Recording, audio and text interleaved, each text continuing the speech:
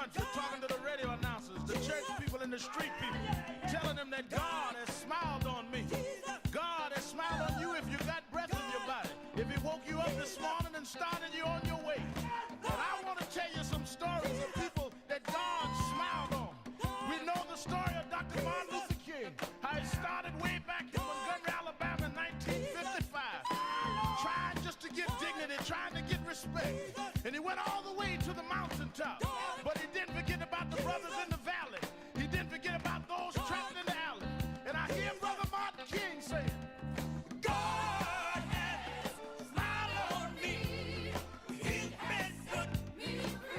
Let me tell you, God has smiled on me. It's been so good to me. Then I see as Dr. King went on, another man stepping to the forefront by the name of John F. Kennedy, who rose up and said, let's not stand back.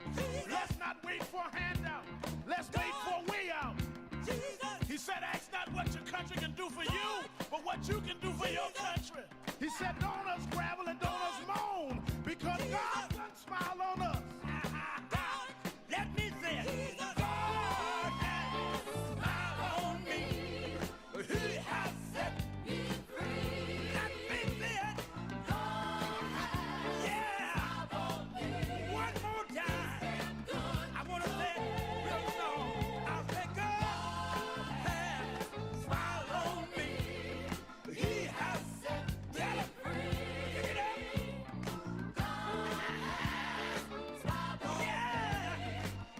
I feel it. Then I went on by backstage at the Apollo Theater and I saw a man come out. They call him the King of Soul, James Brown. And James Brown said, Reverend, don't you worry. I started out as a shoe shine boy. I started out as a convict. I started out uneducated. But I learned to sing my song. And I sung it all over the world. I told him it was a man's world. I told him about the big payback. I told him Papa got a brand new bag. And all over the world, they can hear my voice. But Reverend, don't you frown. Don't you bow your head. Tell him what you told me, Brother Brown. When I God has smiled on me, he has set me free. Yeah. Oh, yeah. I want to scream, y'all. I want to scream, y'all. God has smiled on me. He has set me free.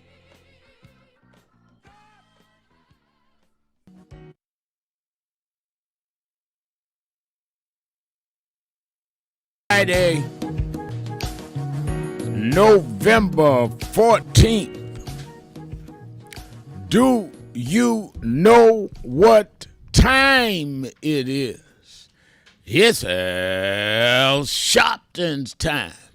And for the next 3 hours, it's time to put aside all pretenses, deception, denial, or fronting. The time has come to keep it real on Keeping It Real with Reverend Al Sharpton. A very good afternoon to you all across the country. And good morning to our West Coast listeners. Welcome to those listening on Sirius XM Channel 126. The Urban View, where talk empowers and becomes action. I'm coming to you live from our National Action Network corporate headquarters in New York. For the next 3 hours, you can join the conversation by calling us at 1-877-532-5797, or you can put a message on our message board, and I'll read as many of them as I can get to.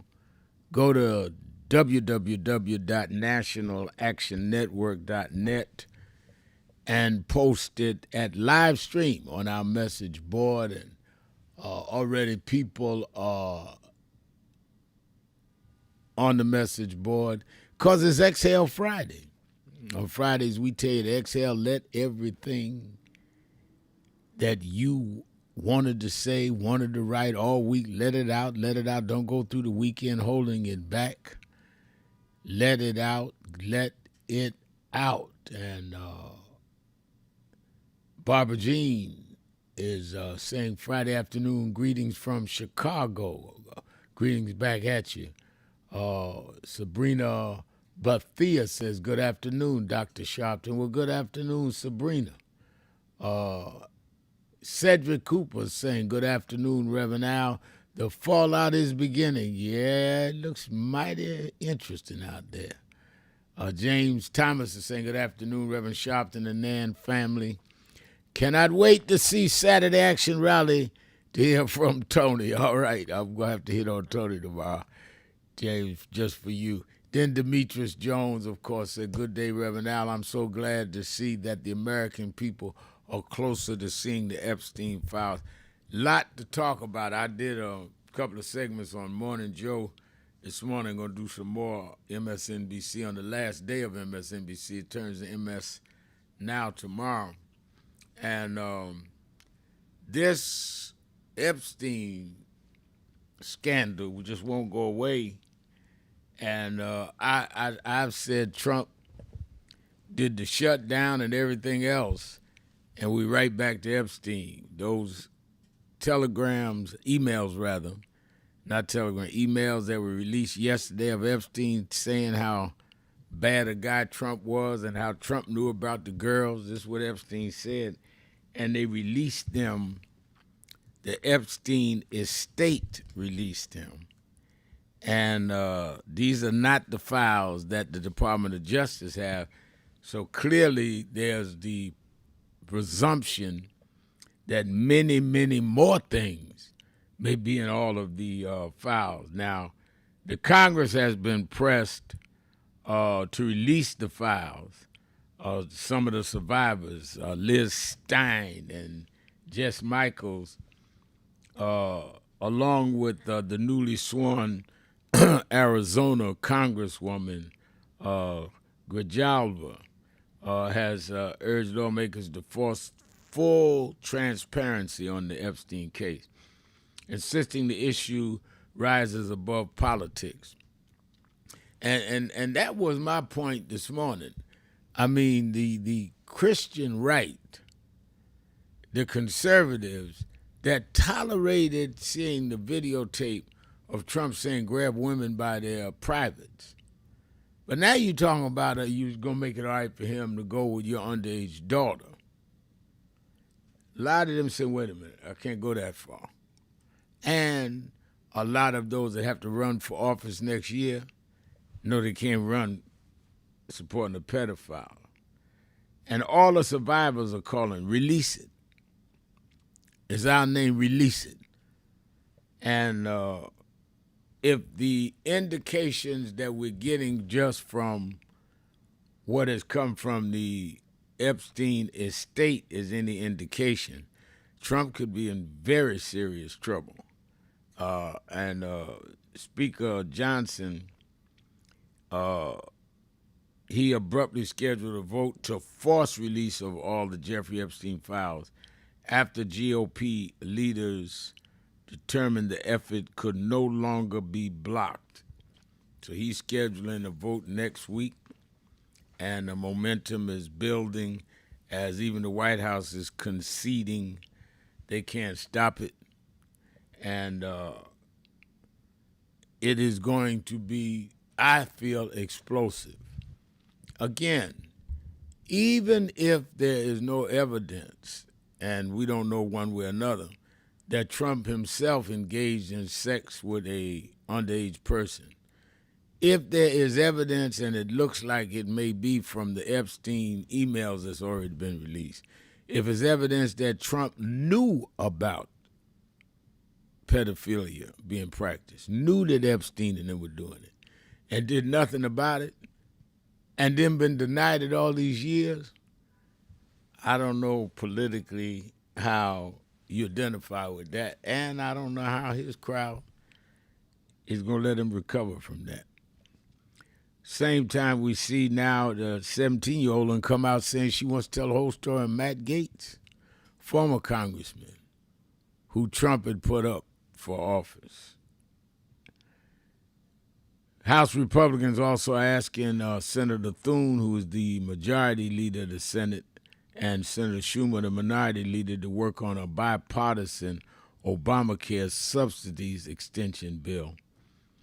And this would be to come with some kind of bipartisan bill that would keep people's premiums from rising. I don't know if they can find mid-ground there with Thune and Schumer, but we certainly need to see that we can do all we can do to make sure that the premiums don't go up, which was the whole idea of the shutdown in the first place. And then at the hearing yesterday in Virginia, the judge seemed a little skeptical. This was a hearing on whether or not the U.S. attorney that came in, appointed by Trump, Lindsay Halligan is her name, and he installed her after the U.S. attorney in that district would not indict James Comey or New York State Attorney General Tish James. And Comey, of course, former FBI director. And the questions he asked seems real skeptical. Maybe this case gets thrown, these two cases gets thrown out. We shall see. And lastly, the Trump administration is suing California. Why are they suing them, Reverend Al? Because they voted to redraw the lines, the district lines, and in answer to what happened in Texas. Now, mind you, in Texas, there was no vote. It was done by the legislature and Governor Abbott. Here, this went to the ballot, and they want to invalidate that. So I think we got some fighting going on. Let's deal with it. Let's go, let's go, let's go. Let's get ready to take care of calls. It's exhale time. The mayor, Mayor Rodney Jones, said, Rev, if you had a criminal organization, would you allow anything that would implicate you to become public knowledge? Trump has insulated himself with yes men and women. It will be redacted. That's the mayor talking, and he's making good sense to me. Let's take a break. Be right back. Keeping it real. Exhale Friday. Keeping it real. Sharpton. Be right back. No justice! 62 years ago today, Martin marched in Washington. 62 years later, the dream is not dead.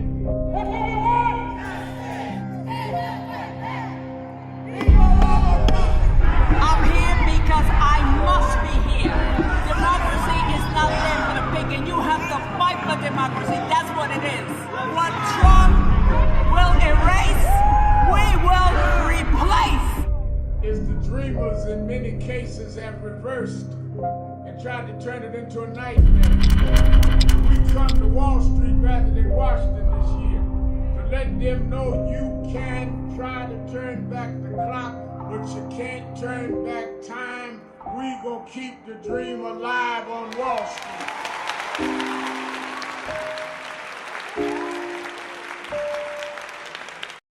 No justice, no justice, no justice, no justice. What do we want? What do we want? We are the sons and the daughters. We gonna stand up and make it loud. Just like our God told the Pharaoh, let my people go, go. We are a new generation from the ones who have come before. He's calling us into freedom. Let my people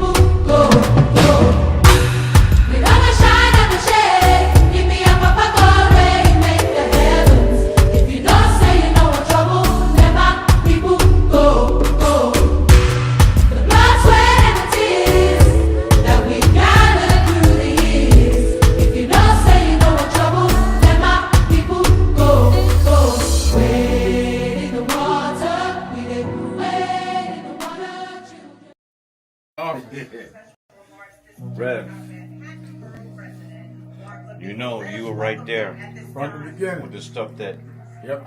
was going on in Brooklyn at Yeah. that time, at Yeah. Howard Beach. You Yeah. were right there. He had in one of the early movies, he had my name. Then he put me in Malcolm, and I wasn't even old enough to know Malcolm. So we've been through it all. For those who see Malcolm X, it's 3 hours. But fast forward to the scene yourself, Yep. Bobby Seale. Right. Bobby Seale, Denzel, and me. Yeah. Denzel was on the set. Now, let me ask a question. Yep. What was your weight on that scene? Probably about 270. I was bigger then. Yeah. Still had the hair, And man. you had the head on. Yeah, it was. Denzel, Denzel. yourself, and Bobby Seale. Yeah, all in one scene. And also, there was no cut. We went like this. That's right. That's right. That's right. Yeah. Only Spike could have done that. It's my brother right here. My baby. Brooklyn's in the house. Yes, sir. Brooklyn's in the house. BK.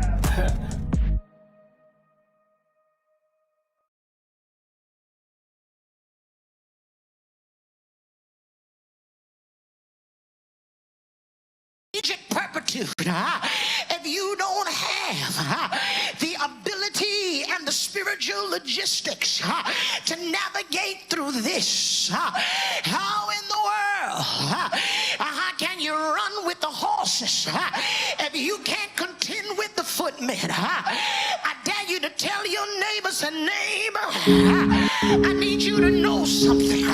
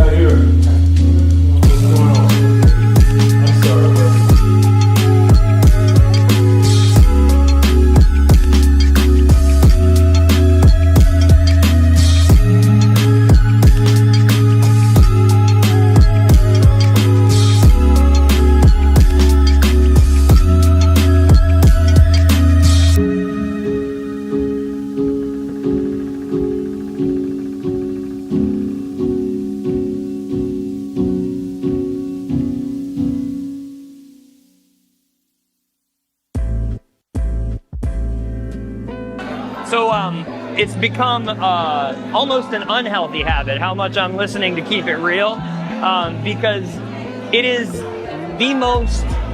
the realest thing on the air anywhere, whether it be online or whether it be on the radio or wherever it's coming into you from, because there's no one of Rev's importance and caliber who is as dominant a media figure as he is, who allows people to speak at length, and who he treats with equal respect and admiration with every call, whether he agrees with you or not.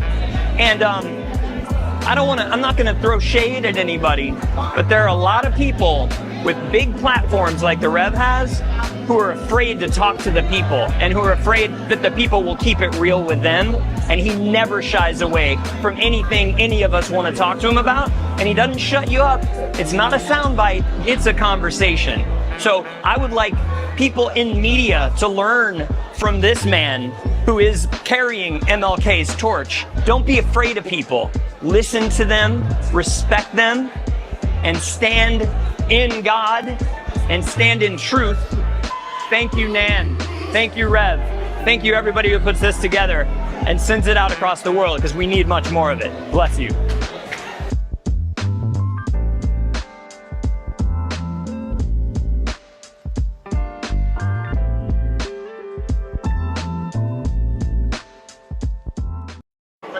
Tony Wafer, Los Angeles chapter, National Action Network.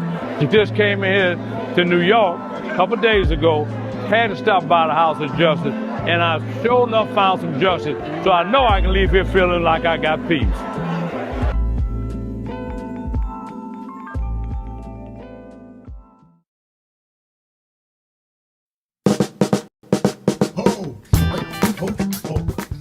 Do I seem excited? I am excited because this Saturday, the National Action Network Saturday Action Rally starts live on WBLS 107.5 FM in New York. We're going to expand. Every Saturday morning, we're live on WBLS 107.5 from 10 a.m. to 11. You'll hear the message. You'll feel the energy. You'll be involved. You won't be sitting around talking about, oh my God, look at what's happening. You'll be involved in dealing with what's happening. I'm excited, and you should be excited too. Turn on WBLS 10 a.m. every Saturday morning. I have a message for you, and if you want to, you can come to the House of Justice and be there live, 145th Street and Lenox Avenue. We kick off at 9, and we don't stop until we deal with getting our people energized. Many people cannot focus because they have not really come to terms with their calling and life purpose. In order to focus, you must also be clear on what you're focusing on. So if you're not clear on your purpose, if you're not clear on your life's calling, then focus on seeking that. Because if you just read the ways, You laugh, Rev.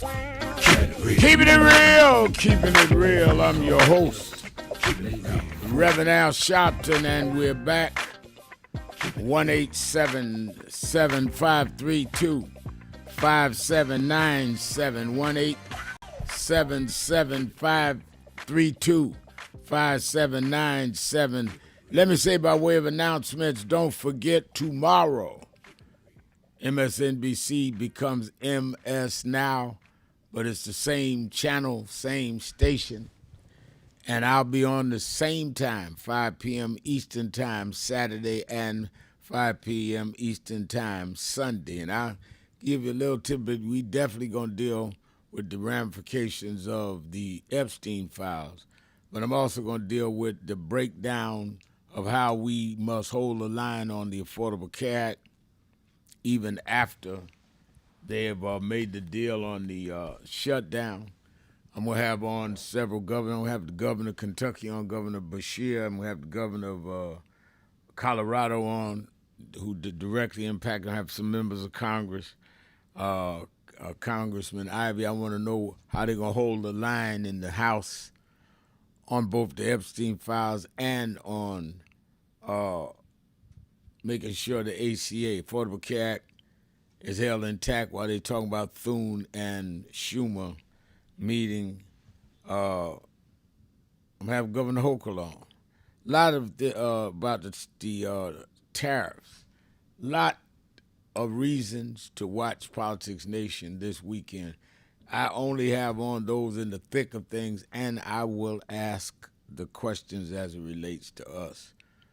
All you got to do is turn it on, and I got it from there. And tell all your friends.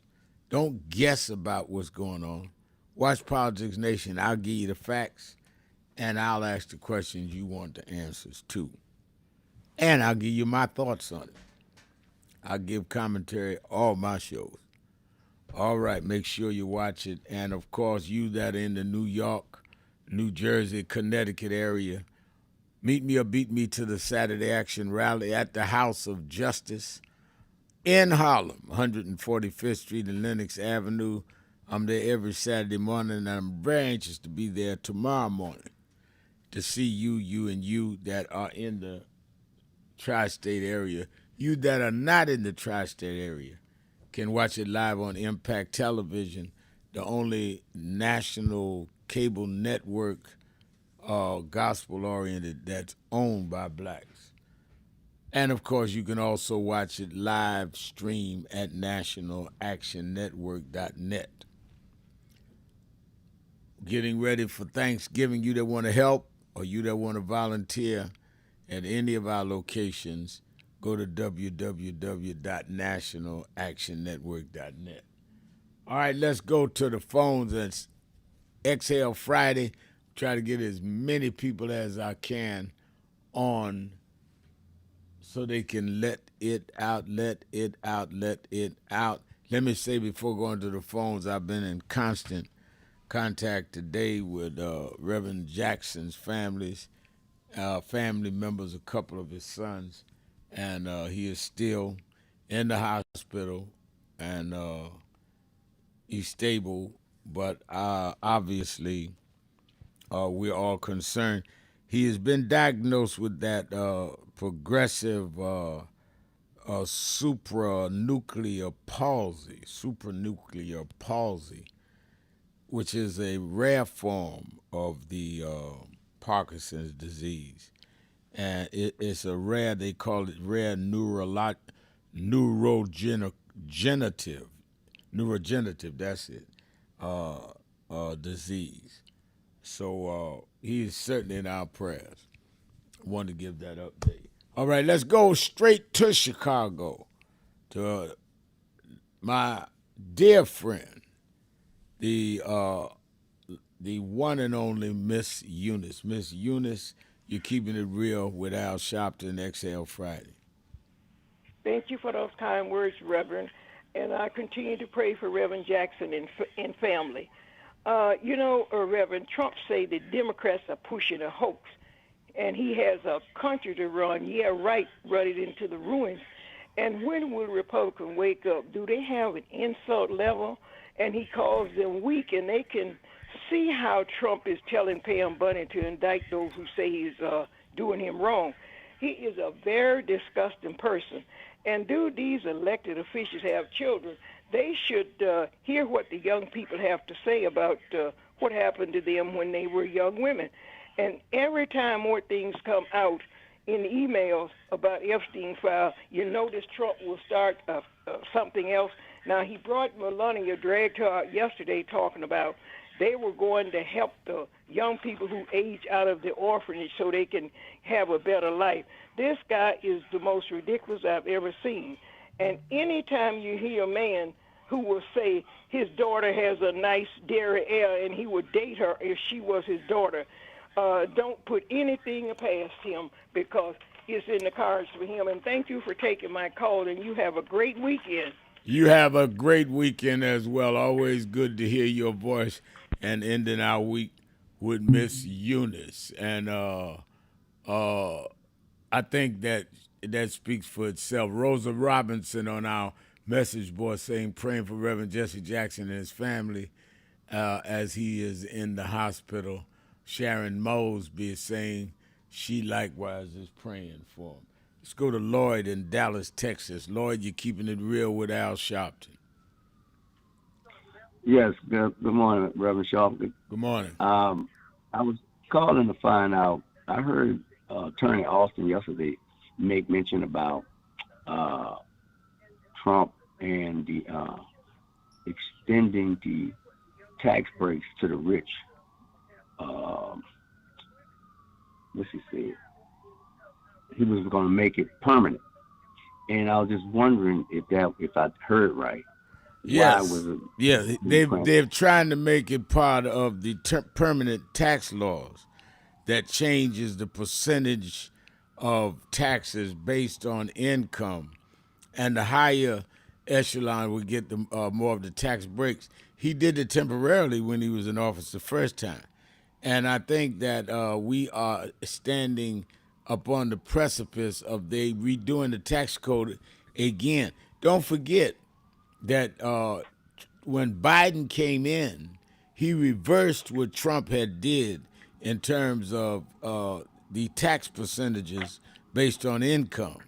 Now Trump is bringing it back to where it was, and they're trying to make it permanent. I think the Democrats need to put that out there too, along with the Affordable Care Act issue that they've been pounded. That's all I have to say. Thank you. Have a good weekend. Thank you, and that is definitely true. Democrats need to be all over that. When we talk about the issue that has concerned people, that led to, in many people's estimation, to the election of Zoran Mandani in New York and others around the country, was around affordability. Well, the graphic example of how they deal with affordability is the tax code. They not only have it where it's not affordable for many of us to live in our various cities, they're making the mega rich have to pay less and less taxes or have more and more loopholes. And at the same time, they have Elon Musk company bragging about he's going to be the first trillionaire. Can you imagine people on SNAP just getting restored, needing their SNAP funds, supplements, nutritional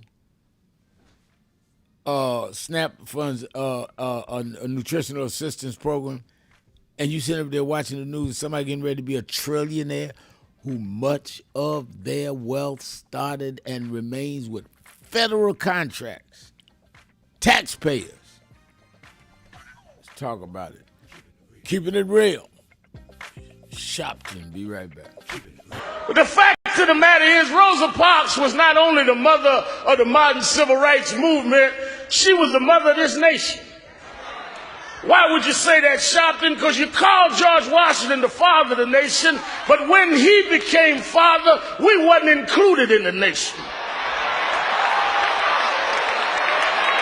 Women were not included in the nation. The first time we had a parent in this nation is when all of us was included, and Rosa Parks did that on December 1st, 1955.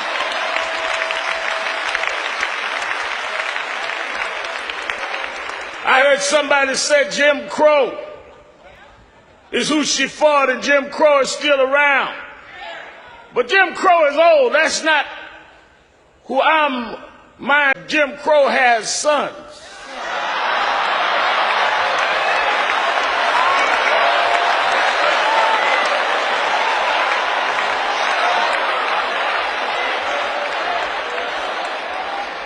The one we got to battle is James Crow Jr. Esquire.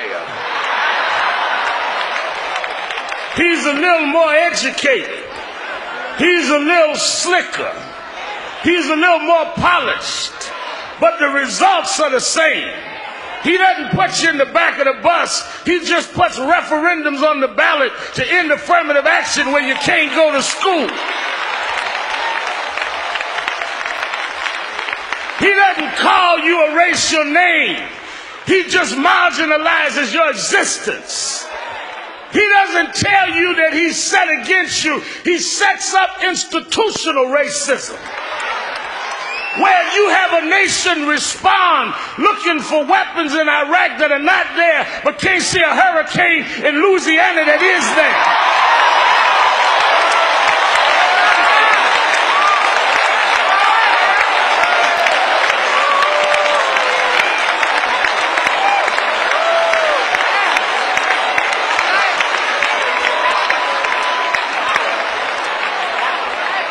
James Crow Jr. Esquire. That's who we got to fight.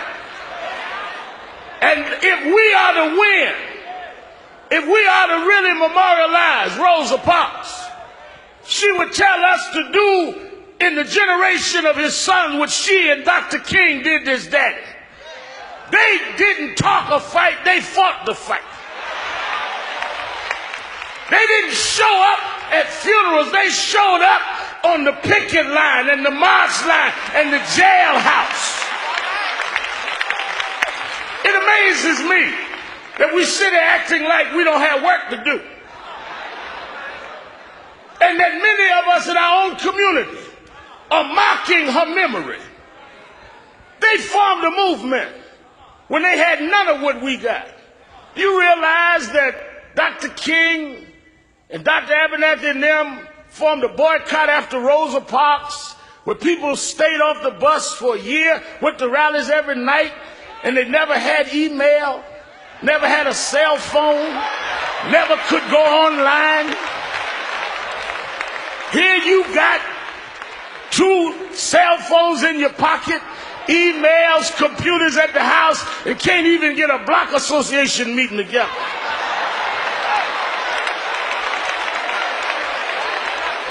We got so much more that they gave us, and we're doing so much less with it. They went to vote when people were threatening their lives. Medgar Evers was shot dead in his driveway, left 3 children inside that never knew how it was to have a father in their adult years, died to give us the right to vote. Pregnant women marched through the streets of Birmingham. They sick police dogs on them to give us the right to vote. 4 little girls bombed in a church in Birmingham, Alabama to give us the right to vote. And here you are 40 years later in Detroit, Michigan. No dogs biting you, no bombs going off, no bullets, too lazy and ungrateful.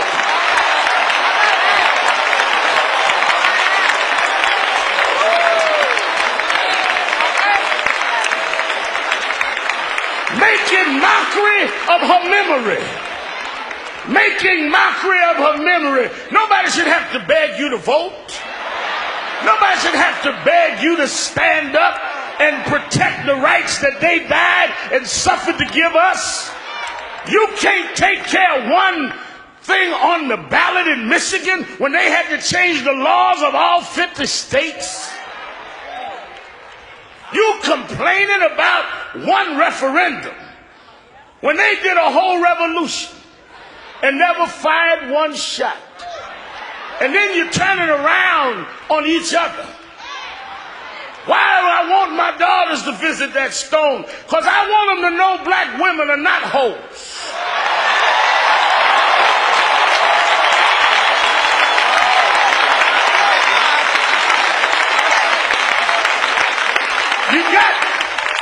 You have music companies selling misogynist records to our children. Black womanhood was Rosa Parks sitting in dignity. She wasn't break dancing. She wasn't talking about pimp me out. She made the world respect her people.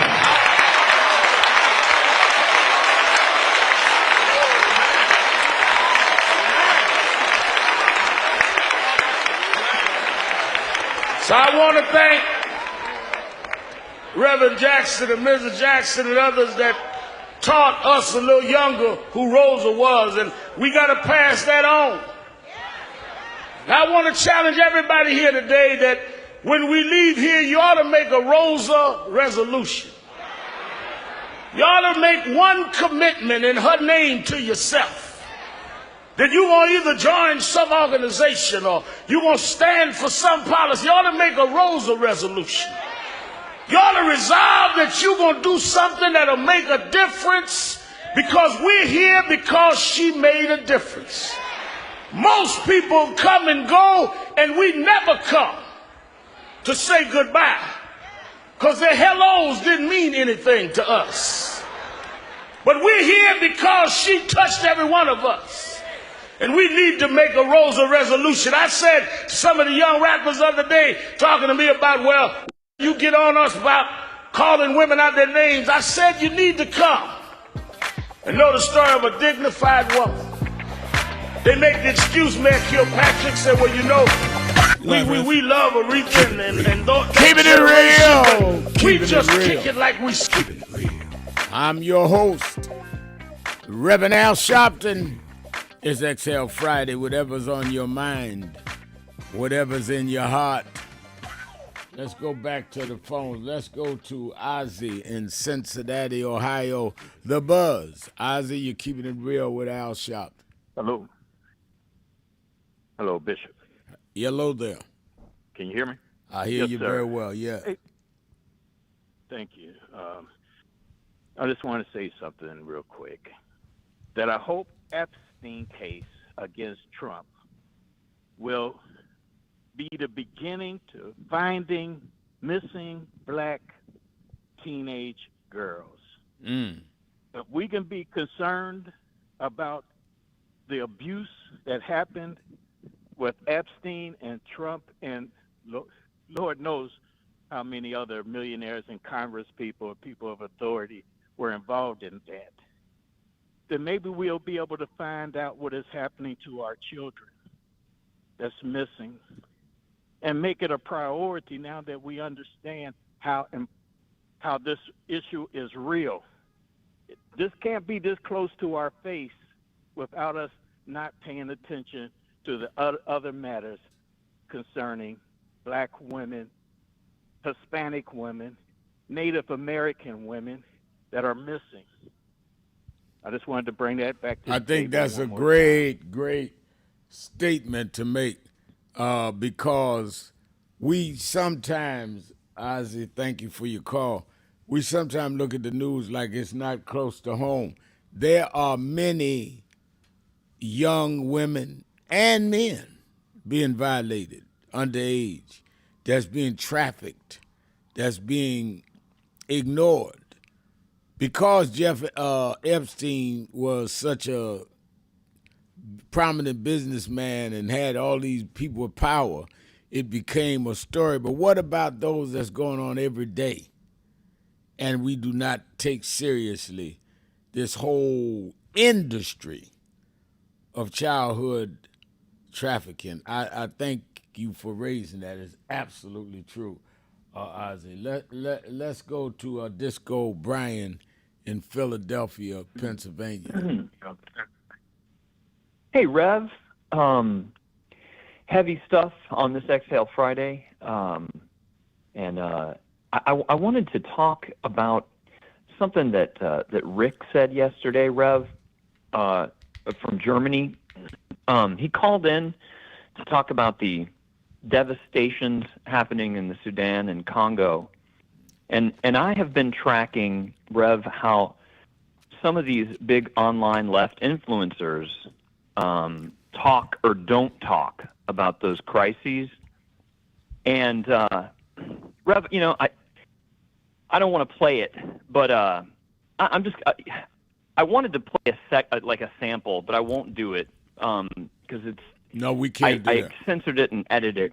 Okay, I won't do it. But Hassan Piker, the other day, someone called, or someone was on his message board, and they said they were asking him, when was the last time you talked about Sudan? And for doing that, instead of answering the question, he broke down into, he melted down everything, you know, about his genitals and just vile, disgusting, bullying stuff for a black viewer, presumably, asking him to mention Sudan.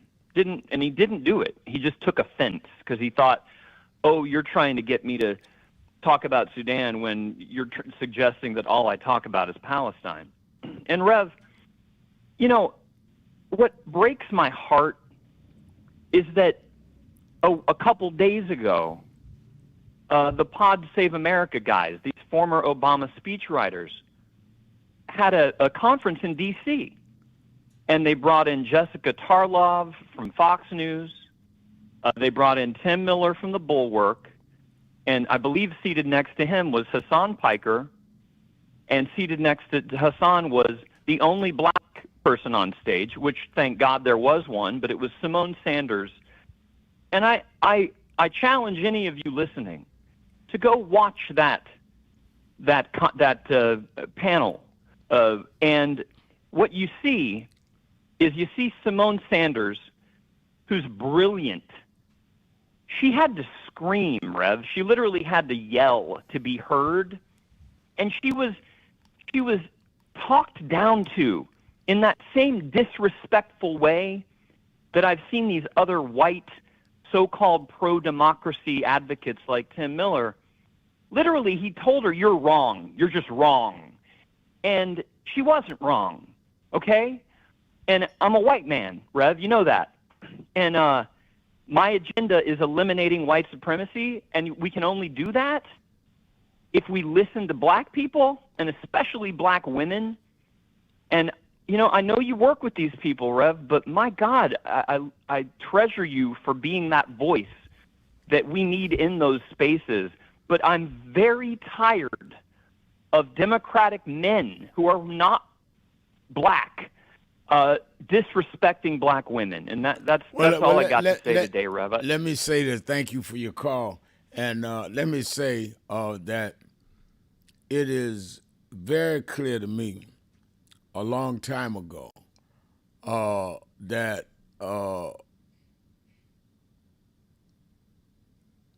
we are, in many ways, in the black community particularly, being used as some pawn between whites that are liberal that want to be in charge and whites that are conservative that want to be in charge. And that is what one of the reasons they always call me controversial, because neither side can control what we gonna do. I may come out on one side of an issue or another side of an issue that I think is to the advantage of all of us, blacks and others. And I tell them all the time, Brian, that I'm not looking for a better slave master. I'm looking for freedom. I don't take orders from Trump or y'all. And if I support, I'm talking about the so-called progressives, because I say progressive, what progress for who? And I think that you raise a point. I did not know these people you're talking about, but I know the tendency of them. And I've had them call me and say, you never have us on your show. I said, because I don't know what you do and whether you can affect what I'm concerned about and my viewers are concerned about. So I do not take issue at all with holding the progressives and the conservatives accountable. And I think that we need to be straight up about that. Everybody that is in this want to limit it to their side or the other side and eliminate those of us in the middle that are disproportionately impacted by what's done. And if you don't care about Sudan, you don't care about me. The ABX Girl X, is that AB times Girl 86? I'm trying to figure out how I say this. But anyway, it says, I do listen to other channels, and it seems many do not speak about Sudan because, quote, black American issues are first, and we must concentrate on what's happening on us in the USA, and some do say so. Well, I think you can do both. We talk about what's going on in Ukraine and what's going on in USA. We talk about what's going on in Gaza, and we talk about what's going on in USA. We talk about what's going on in Venezuela, and we talk about what goes on in USA. Why, when we get to Africa, do we get laryngitis? And why are we going to participate in being marginalized and forgotten? Which is why I liked how we started the show, people raising the question about what about the young girls, some of them not of color, that's being trafficked every day. The Epstein thing shouldn't end without talking about them.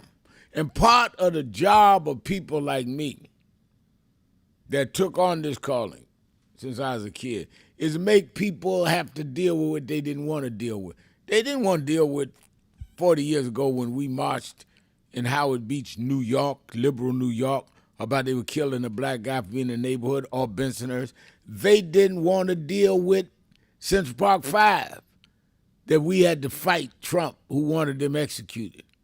They didn't want to deal with George Floyd. Think about it. You can go Google up right now, Reverend Al Sharpton, controversial civil rights activist, da-da-da. What is controversial about saying that guy shouldn't be killed because he's black in a white neighborhood? Ain't nothing controversial about that. Or saying that a cop shouldn't put his knee on a guy's neck for over 9 minutes and kill him. The fact they are doing that, I give you this, and I'll go to break. Notice how they will say some articles. They use adjectives to, try to get you subliminally sucked in. Well, the controversial Reverend Al Sharpton said this, so they tell you right away, put your antenna up, he's controversial. But the influential so-and-so said, well, who decides who's influential and who's controversial? But that's the subtleties they do. That's why I say to Brian, who decides who's progressive? I am progressive. According to who? If you're not dealing with Sudan and what's going on in Gaza and what's going on in Ukraine, you're not progressive to me. If you're not dealing with not only the unemployment gap, but the black unemployment gap on top of the regular unemployment, you're not progressive to me. And, Reverend Al, you're being divisive. No, you're being divisive because you're dividing us out of the equation. As long as I got breath in my body and allies, I am going to stay on these matters. And I understand some people in media, on radio and TV don't do it. I understand that. But I tell them all the time, don't act like you got a different, more sophisticated method than I do. Say you scared. And if you scared, sit down and shut up and let some of us that are not scared stand up and say what got to be said. Let's take a break. Keeping it real. That's what I do. Sharpton, that's my name. Be right back. So who is Al Sharpton anyway? Who is this 33-year-old preacher without a church? A number of black New Yorkers as well. He is little more than a pudgy exhibitionist who can be counted on to show up, bullhorn in hand, at every racial incident.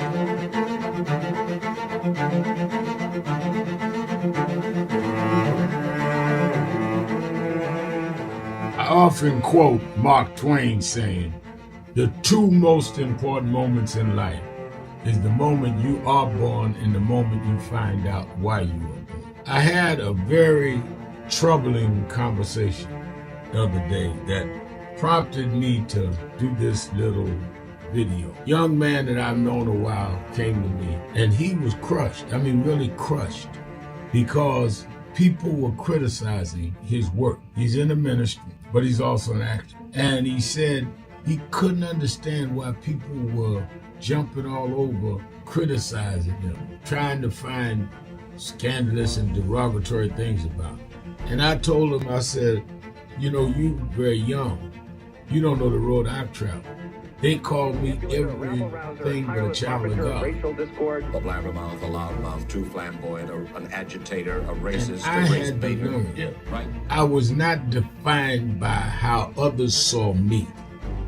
I was defined by how I saw myself and whether I was being true to myself. Some of you watching this don't like me. And it doesn't matter as long as I know what I'm doing and I like me for being real.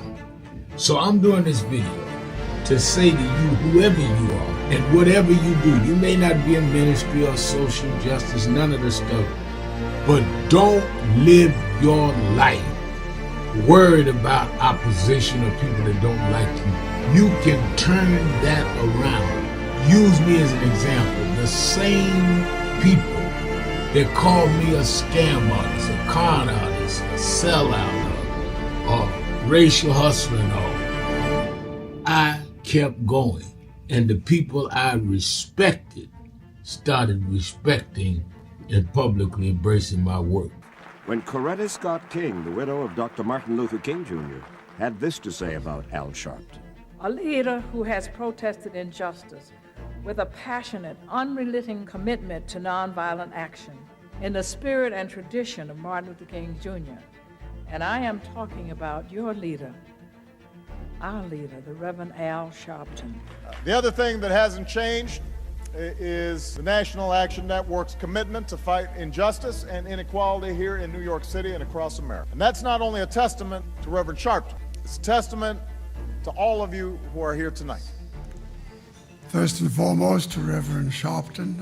I saw him when he first came on the scene, and I have marveled at his tenacity, at the development of his intellect, and his devotion to our movement, and much he has contributed to the world we are experiencing. I am honored, and I must say that when I had my debate with Dr. King on the issue of the church and religion, he didn't warn me that after his departure, his space would be filled by another preacher, and that preacher would be Al Sharpton.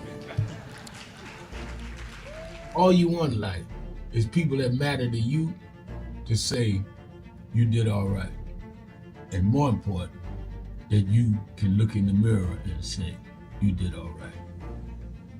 Thank you, Rev. Thanks for that introduction. Look, we've known each other for a long time. I'm grateful not only for your leadership and partnership, but quite frankly, more importantly, for your friendship. And thanks to all of you, members of our nation's most important civil rights organization.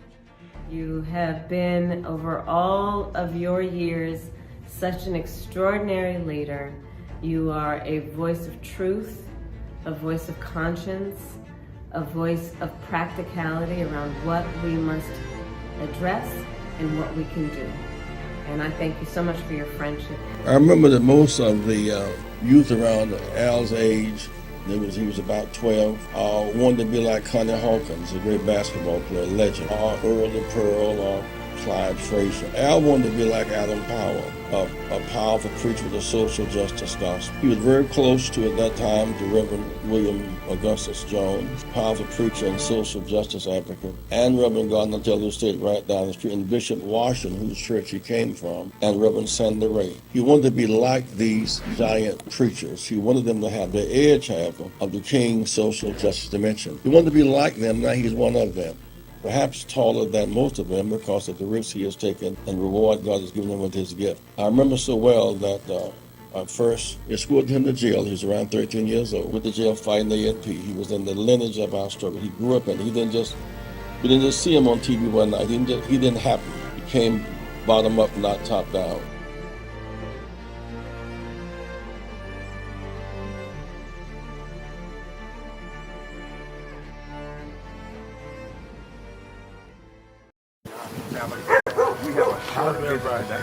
So we just wanted to greet you all and thank you for allowing us in. Yes, sir. We was here. They were on the plantation. Our family was on the plantation. Wow. And that's, of course, that's the slave house. It was one of the slave houses. Sir, it's been 13 years. That's right. Good to How see you been? Doing fine. Good.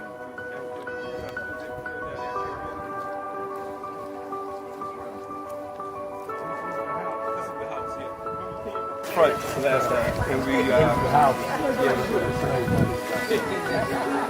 Alexander Sharpton.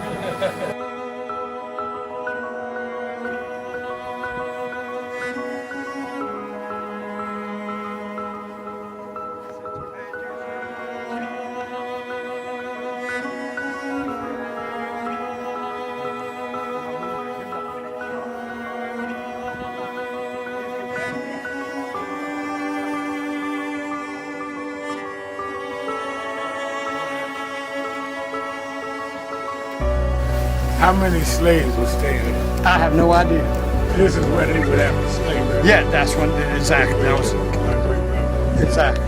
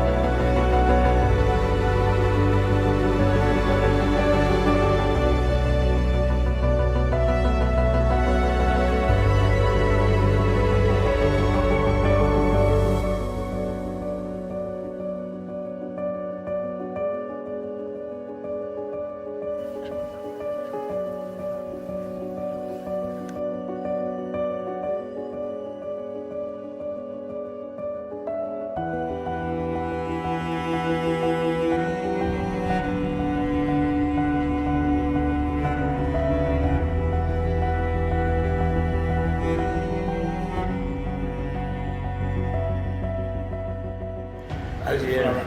The two people that most influenced my life were from South Carolina, James and Jesse. Jesse right up the road with me. I went over his mother's funeral. Jesse walked me to my mother's casket. Wow. To South Carolina. That's the balance of my life, James. Yeah. Civil rights, shoulders. But also where your people from too. Literally. Yeah, right. And where I knew Jesse was from James, I started Brevard. Yeah. And James had died before I knew about him in South Carolina. Oh, really? Yeah. James died December 25th. He died Christmas Day, 06. And they came to do the story for February of 07. They came in January. His daughter swear that was his daddy and him pushing the information out. Wow. And I called Jesse and told him, do you know that my great-grandfather was a slave about 45, because Greenville right up to I-20. He said, I told you we was connected. That's why you got to listen to me. But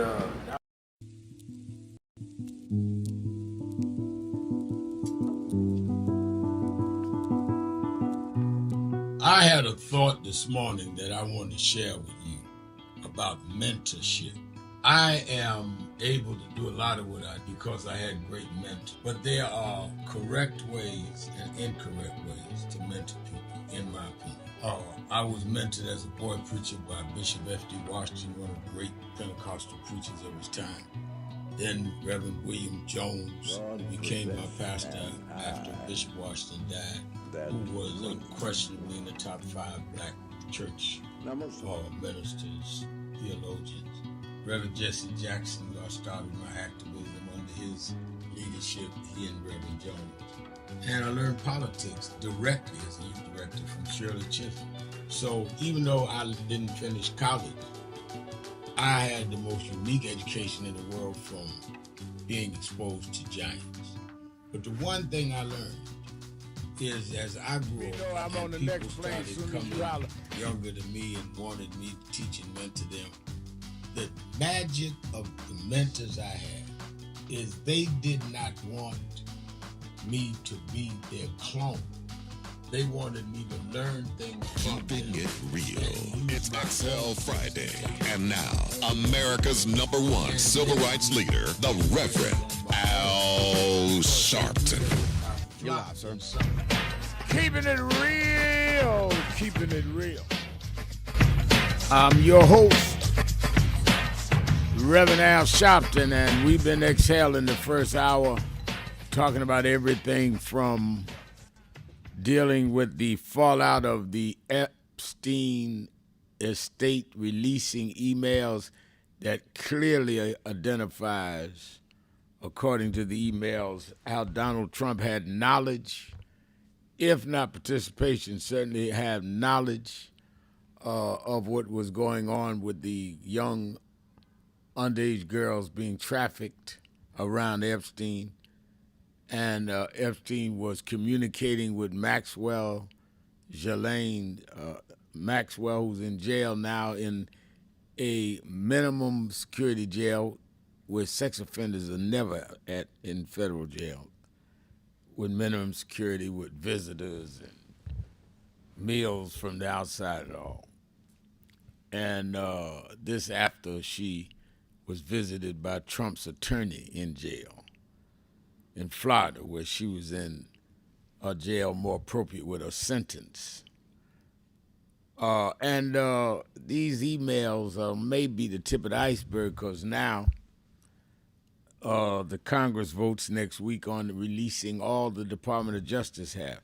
Interesting, Trump, who has so much to say about everybody, went and held a ceremony today and walked out with his wife, not talking to the press, not answering questions. He get up in the middle of the night sending out stuff, talking to everybody, talking about everybody. He'll go on social media and attack me, especially when he see my show and I'm on him. I just telling you that there's some serious stuff going on. Talking about that, talking about the follow-up of the shutdown being restored. How do we protect the affordable health care? All of that is what we need to be excelling about. And I'm going to tell you something. I said yesterday, I say it again. I would not be surprised if they do not try to invade Venezuela to get Epstein off the front page. Let me go on our message board at www.nationalactionnetwork.net.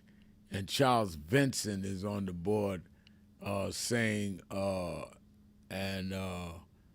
good afternoon, Reverend Al. Everyone else, shutdown is over now. Can we get together soon and shut down this administration? We got to start with the midterm elections.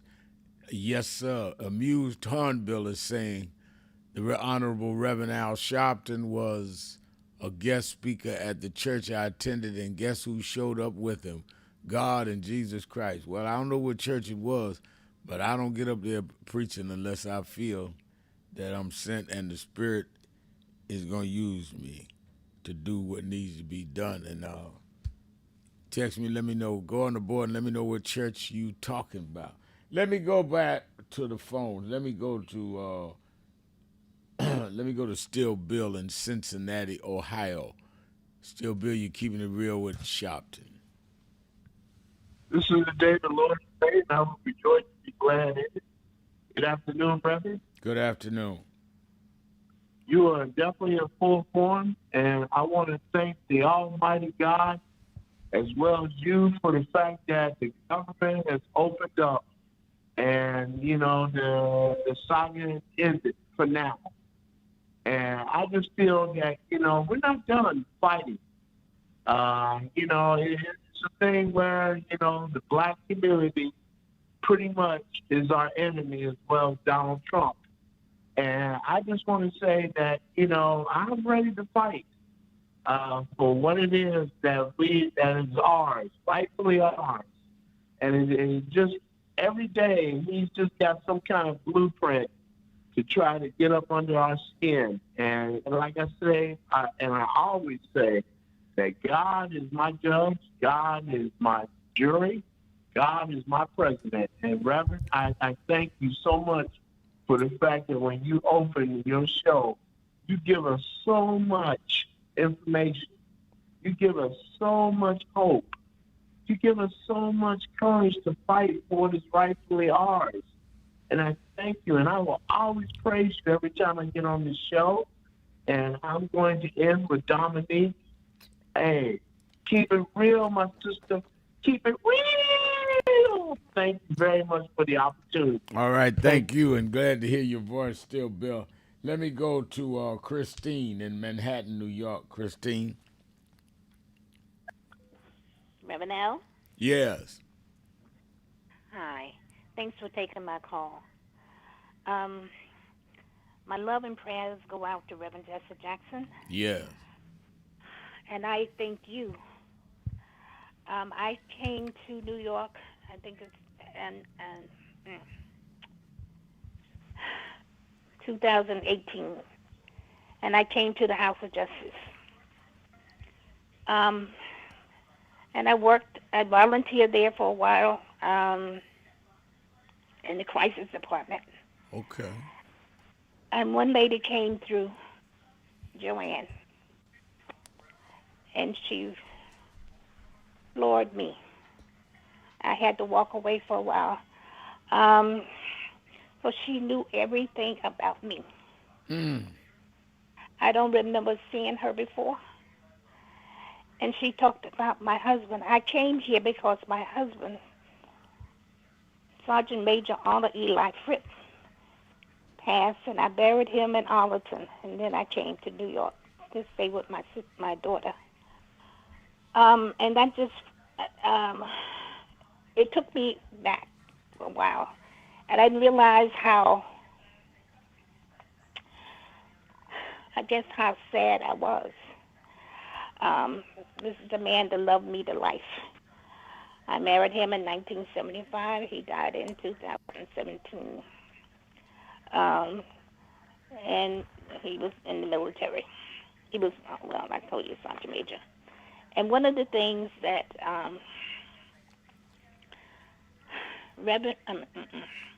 Congressman Don Davis said in, I think it was around January, he talked about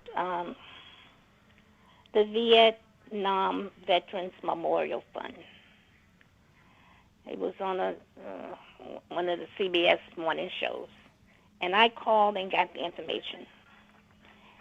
And there's an application, in-memory application you have to fill out. And I did it, and in October the 3rd, they said to me, "Dear Mrs. Fripp, on behalf of the Vietnam Memorial Fund, I am pleased to inform you we are proud to honor Eli Fripp, Jr.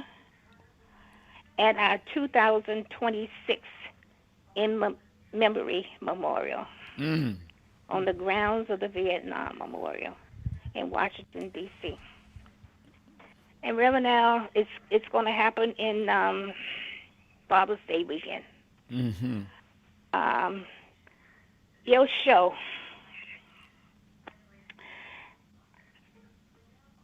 talking on this show, listen to people on your program, and coming to the House of Justice has given me so much hope, happiness, and being a part of the world. I thank you.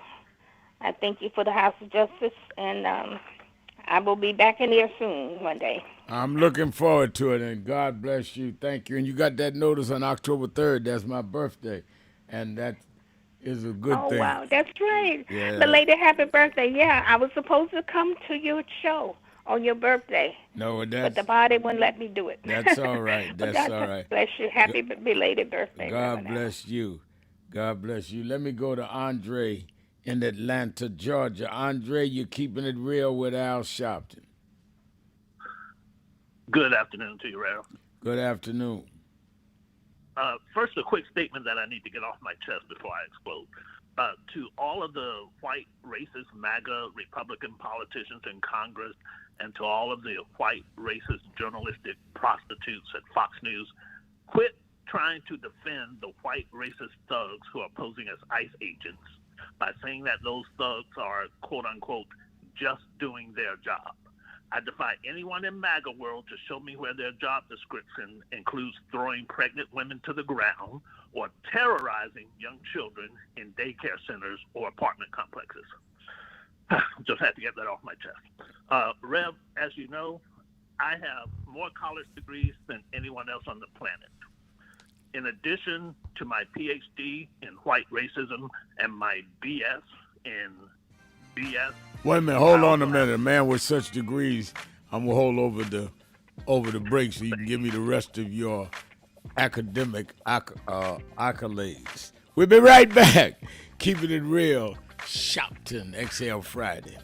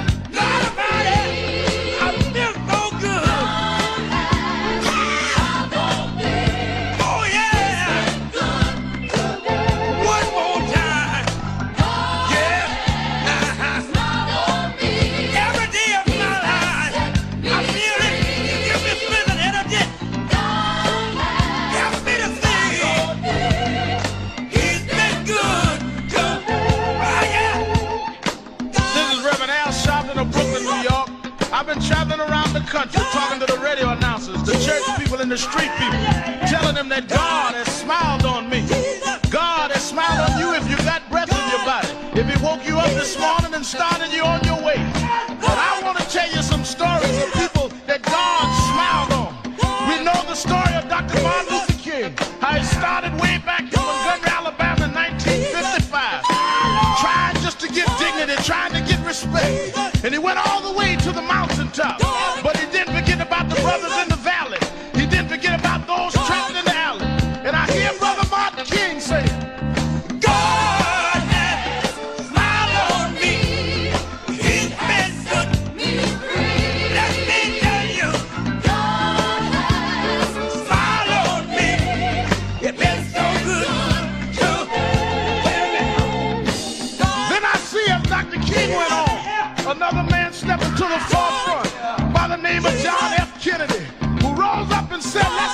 head back. Let's not wait for a handout. Let's wait for a way out. He said, ask not what your country can do for you, but what you can do for your country. He said, don't us gravel and don't us moan, because God doesn't smile on us. Let me say it. God has smiled on me. He has set me free. Let me say it. God has smiled on me. One more time. I want to say it real strong. I'll say God has smiled on me. He has set me free. Pick it up. God has smiled on me.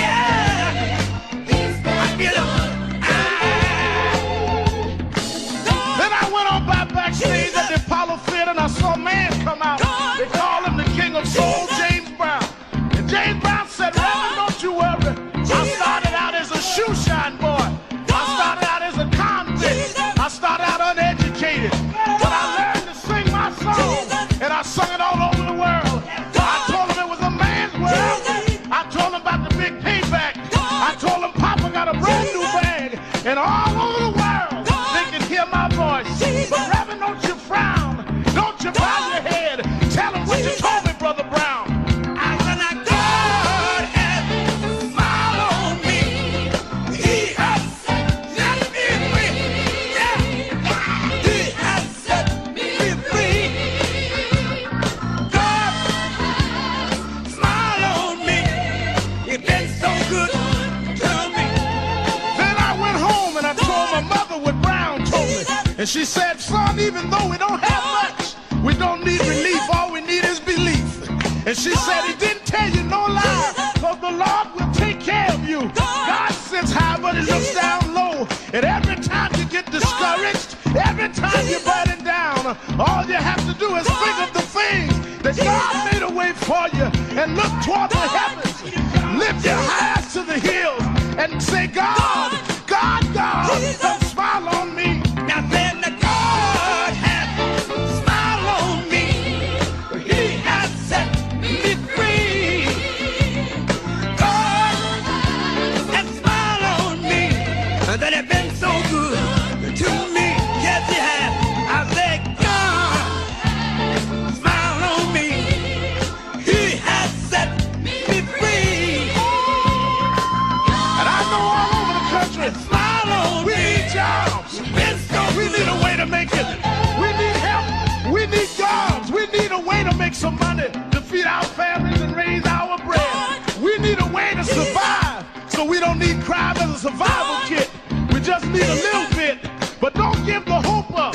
Don't lose the faith, because God will smile on you. God will give you the strength. God will make a way for you. Adam Great Power said, keep the faith. Keep the faith, baby. I hear Robert Kennedy saying that it's not the dream of, but it's the dream that'll live on forever. Just know that God will smile on you. Dr. King had a dream. Dr. King said, I went to the mountaintop, but I didn't stop there. I looked over and saw the promised land. I hear Brother Malcolm saying, don't sit on the stoop. Stand up and be a man. Respect yourself. Be somebody. Then I hear the brothers in the Hispanic community say, I'm going to stand up and be a man. I'm going to do the best I can. I had a reaper say, I don't care what time you come home, but just give me some respect when you get there. Now God has smiled on me. He has set me free. God smiled on me. It's been so good to me. Sit down. And as we move on in history, let us remember that if we look to God, God has the answer to all of our problems. God is still the same God he was years ago, and we can still make it. We can still hold on like Frederick Douglass did. We can still keep him on like Martin Luther King did. We can still ride on the way everyone that made it did. They didn't have much, but they had a whole lot of faith. They didn't have money, but they had a lot of determination. We know that God will look out for his children, that God will make a way out of no way. If you just keep the faith and refuse to lose. And God will make a way because God's children don't have color. God's children just have will. And I can still hear somewhere in my mind James Brown say, God has smiled on me. He has let me free. Let me say that.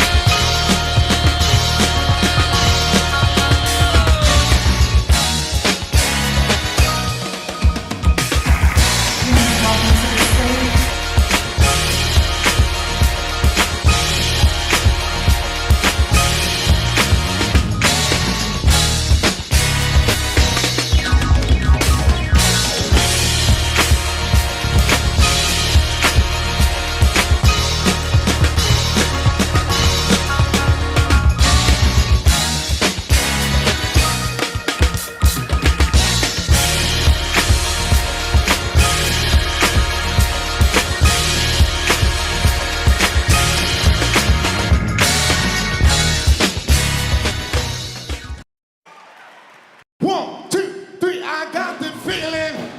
Hey, baby, baby, I got the feeling. Oh, I got that feeling, yeah. Hey, hey, hey, got that feeling, y'all. Come on. Feeling, baby. Oh, I got the feeling, y'all.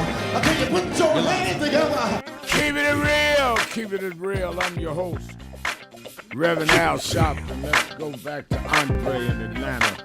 WAOK, Andre. Thank you, Reverend Al.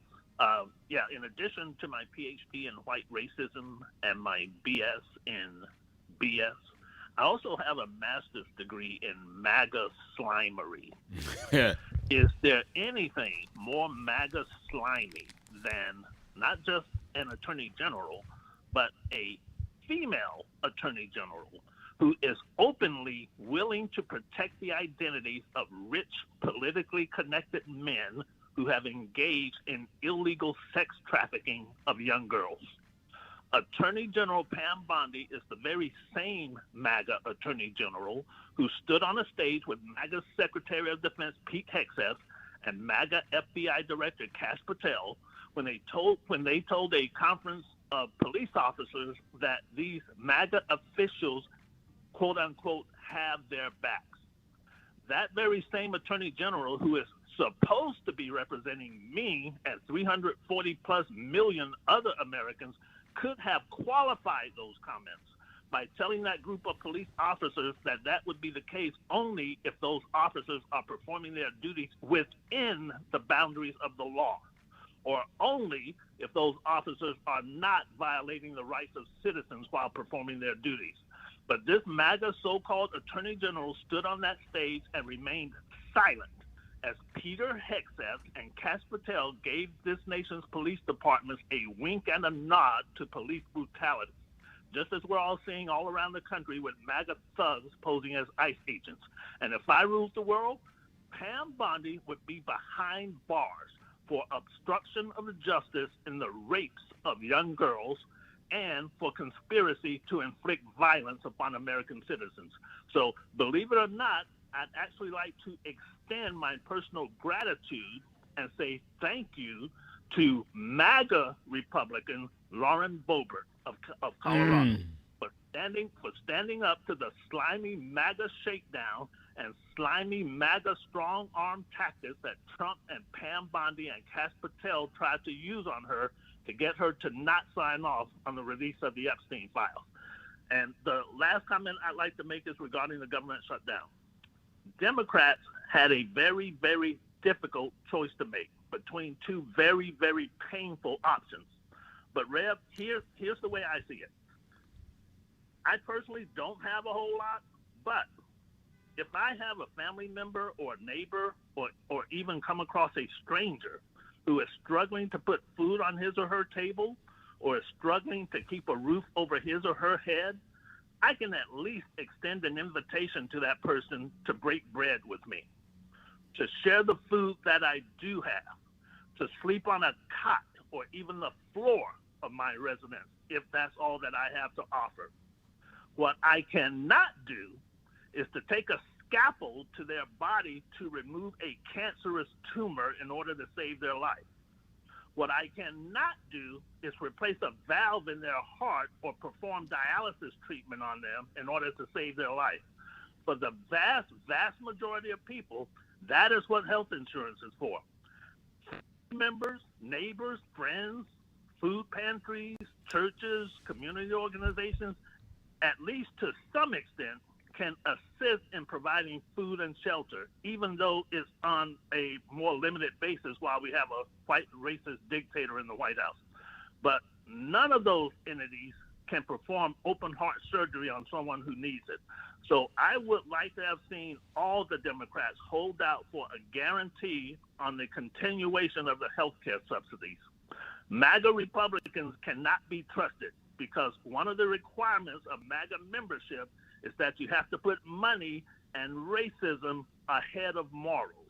But I do have to say it, I'm hoping that the results of last week's elections have opened the eyes of enough MAGA Republicans that they will resume Congress's health care subsidy negotiations in good faith. The beauty of last week's election is that not only did the voters send a strong message to Republicans, but also this nation's number one autocrat wannabe, Donald Trump, is now publicly sandwiched, both geographically and politically, right smack dab in the middle of two publicly declared bully fighters, one on the East Coast in New York City and the other on the West Coast in the state of California, and a whole lot of other bully fighters with a whole lot of other bully fighters in between those two places. And each of these two publicly declared bully fighters have publicly declared to do exactly what I was raised to do, which is to take the fight to the bully. For Trump and J.D. Vance, the election results from last week was a crash course in bully fighting 101, and there are millions and millions of us unknown everyday bully fighters who don't hold political office, who are ready to stand behind and stand with those bully fighters who do hold political office. Sharpton, keeping it real. Thank you, Reverend. Thank you for your call. And you said a lot there. Absolutely. Let me keep going. Let me go to Al in Cleveland, Ohio. Al, you're keeping it real with Al Sharpton. Yes, I would first like to raise praise to the supreme power, wisdom, most gracious, most merciful, the Lord of our understanding, awareness, and insight. Yes, Reverend Al, I listened to you the other day, or yesterday, and you were stating that the Justice Center was the Justice in New York Center was named by Jesse Jackson. Yeah, the House of Justice. Is that correct? Yes, that's correct. The House of Justice. Okay. Well, Reverend Al, this is a train of thought I would like, hopefully we can spread, because I would like that in honor of Reverend Jackson to state that what justice represents. And the conclusion I've come to is that when justice is served, truth is known. Truth is known when justice is served. No truth, no justice, no peace. This is why we say no justice, no peace. Right. But when we say no justice, no peace, we eliminating the ideology behind it. We saying no justice, no peace because truth is missing. But when we add no truth, no justice, no peace to our equation, then that, it sets the whole picture. The example is with George Floyd. From the beginning, they were saying there was another scenario about the officers, this, they did this, that, and the other. However, when the young lady photographed that picture, truth came out. So if it hadn't have been for truth, justice would not have been served. Justice was served because truth came out, when that young lady presented that photograph, and what's his name is in jail right now because of that. So this is why I hope if we can make a national call on this, is that when truth is known, justice is served. Justice is served when truth is known. No truth, no justice, no peace. I love it. Hopefully we can make this a national call to bring more insight to where we're coming from. Last thing I would like to say, Reverend Al, is that them people running around the country with masks on and doing all kind of harm to American citizens, they are not the Lone Ranger and Tonto. They are not Batman and Robin. That's my story, Reverend Al. And you said it well. I like how you said your story. Thank you for your call. And yes, the House of Justice, when we cut the ribbon at the original location, former Mayor David Dinkins, late great mayor, and Reverend Jesse Jackson were our speakers that night. And Reverend Jackson said, we must name this, wherever National Action Network goes, the House of Justice. And it's been called that as we've moved on. And we're getting ready to open up a whole brand new location. And it'll be called the House of Justice, named Reverend Jesse Jackson. That is correct. Let's take a break. Be right back. Keeping it real. Sharpton. Exhale Friday. Be right back. Some of you forget where you come from and forget how you got there. And act like you got there because you were qualified or that you had a good resume. But some of us had to pay a price for your resume to even be read. Some of us had to take nights in jails and licks upside the head or shut out of boardrooms like Byron so you could walk down red carpets and act like you got there by yourself. So I received this award with a special place in my heart and on my shelf because I'm getting it from a freedom fighter who never forgot where he came from and how he got there.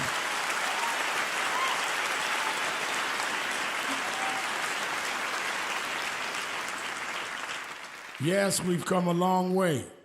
We've had now a black president and now a black vice president, but we still can get shot down and have to march to get a case in court.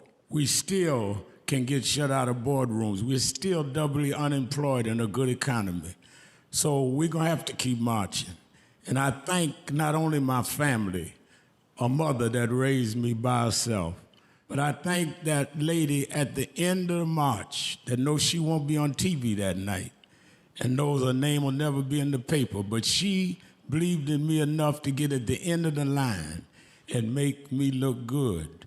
Because Dr. King used to say, if you call a march and no one shows up, you just going for a walk. And I want to thank those that marched with me.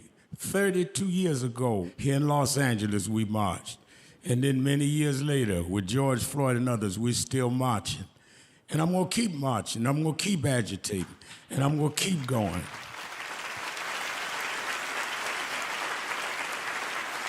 Until we don't have to do it anymore.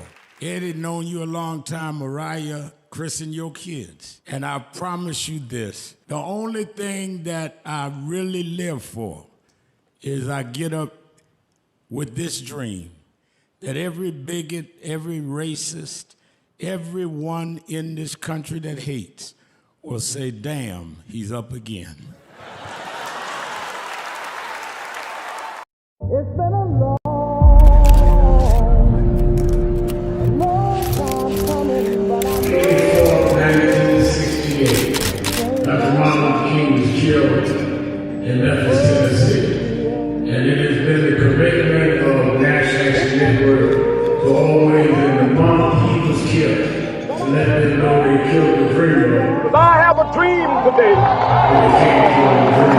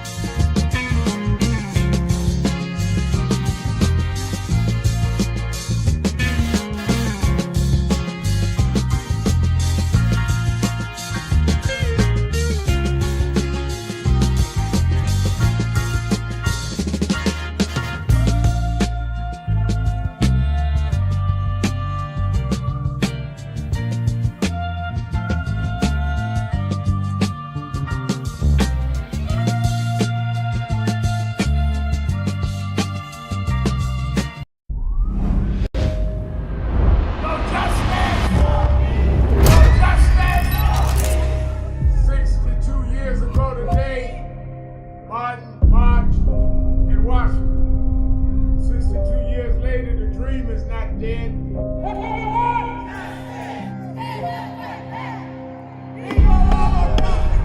I'm here because I must be here. Democracy is not there for the pig, and you have to fight for democracy. That's what it is. What Trump will erase, we will replace. It's the dreamers in many cases have reversed and tried to turn it into a nightmare.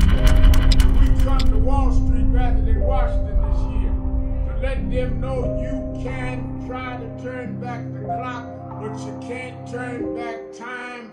We gonna keep the dream alive on Wall Street.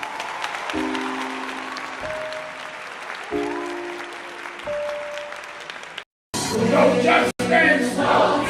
No just stand still. No just stand still. What do we want? What do we want? We are the sons and the daughters. We gotta stand up and make it loud. Just like our God told the Pharaoh, let my people go, go. We are a new generation from the ones who have come before. He's calling us into freedom. Let my people go, go. We don't shine at the shade. Give me a papa glory, make the heavens. If you don't say you know what trouble, let my people go, go. The blood, sweat, and the tears that we gathered through the years. If you don't say you know what trouble, let my people go, go. Wade in the water, we did wade in the water, So it's become almost an unhealthy habit how much I'm listening to Keep It Real, because it is